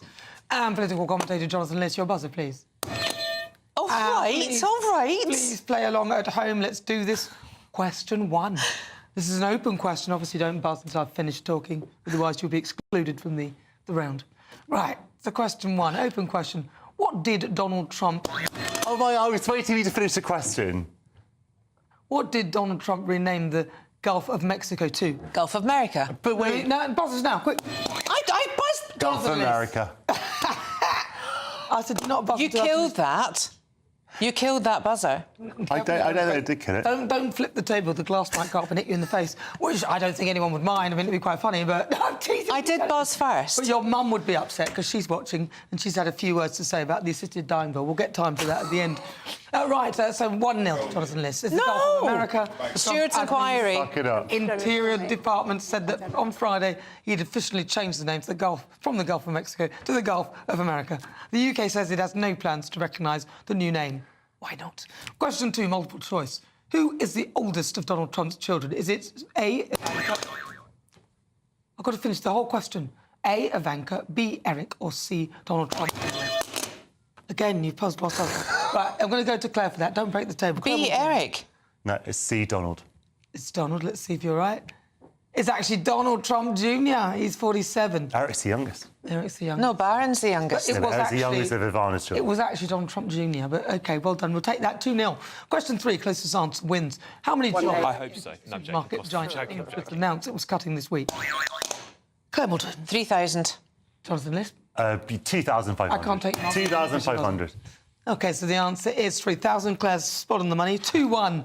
They say it faces a looming surge in costs, including higher taxes and wage bills following the Chancellor Rachel Reeves' budget. Question 4, true or false? Big Ben was accidentally programmed to chime Happy Birthday instead of the usual hourly gongs for the entire day on Wednesday. Claire Moulton. False. True. You say it's true? Let's see if it is. It's false. 2-all. Oh, this is the decider. It's very exciting. I mean, I thought it was probably false, but that was such a ridiculous thing. It must be true, you know? You have to do the opposite, otherwise yeah, it's I silly. have to do the opposite. Right, question 5, multiple choice. What did Nottingham City Council remove from one of their car parks following criticism? Was it A, a rainbow-themed telephone box, B, a chess table, or C, a Palestine flag-painted bin? Claire Muldoon. C, a Palestine flag-painted bin. I'd say the same. You think C? You're not going to take another option, even though it's multiple choice. All right, that's up to you. You're totally wrong. It was the chess table. Yes, Nottingham City Council installed the checkered table at the seating at Winchester Street car park in Sherwood in December. The new addition triggered a mixed reaction from residents who questioned the choice of the location and had it removed on Thursday. That's the most inoffensive thing from those 3 things. It's called wasting. I thought it was going to be the rainbow But it's called wasting money. Jonathan Liss, what has your mum been saying? You've got about 20 seconds. Oh, she's just on my side on assisted dying and says not all palliative care and hospital professionals oppose assisted dying, and palliative care is limited because of the illegality of assisted dying, according to my mum. All right, well, thank you, Jonathan Liss's mum. I don't know. Right, for the Great British Debate this hour, thank you very much for watching and joining in. I asked, is it time to bring back the death penalty? And according to our GB News poll, 95% of you said yes. What? 5% of you said no. What? I don't think it's a representative That's not a representative sample. You're so out of touch, the pair of you. I've got to say a huge thank you to my panel, broadcaster and journalist Claire Muldoon. Thank you. Thank you very much, Claire. And also political commentator Jonathan Liss for joining me today. Well done, viewers. And thank you to you, Owen, for your company as ever. I look forward to seeing you tomorrow, same time, same place. The Saturday 5 is up next. Enjoy. I'll leave you with the weather. 9. A nice bright morning will generate a lovely warm day, right through to the evening. Boxed Solar, sponsors of weather on GB News. Good afternoon. Welcome to your latest GB News weather from the Met Office. It's going to stay quite changeable as we head over the rest of the weekend and into the start of the new working week. Low pressure always close by to the UK, bringing some wet and windy weather at times. Stormy Owen, that brought disruption through Friday, clears away towards Scandinavia. Then we've got this weather front arriving through Saturday evening and into the start of Sunday, bringing some outbreaks of quite heavy and showery rain across parts of Northern Ireland and then later into parts of Scotland, Northern England, parts of Wales too. It generally fizzles out by the time it gets towards eastern England, and we will see some clear skies developing behind. And under those clear skies, likely to turn quite chilly, particularly across parts of Northern Ireland and Scotland, seeing some frost and perhaps some icy stretches through Sunday morning. A touch milder across the very far south, although temperatures still dropping down into the low single figures. But a bit of cloud then building across the southwest. We see this weather front arriving, pushing its way north and eastwards, bringing some quite heavy downpours across parts of Devon and Cornwall through the early hours of Sunday morning. A bit of a dry start for the rest of England, and for Northern Ireland and Scotland, generally quite a dry, bright and chilly start to the day on Sunday. Some showers still continuing across the very far north of Scotland. Again, these likely falling as sleet and snow over any high ground. That weather front across the very far southwest pushes its way north and eastwards through Sunday morning and into the afternoon. That heavy rain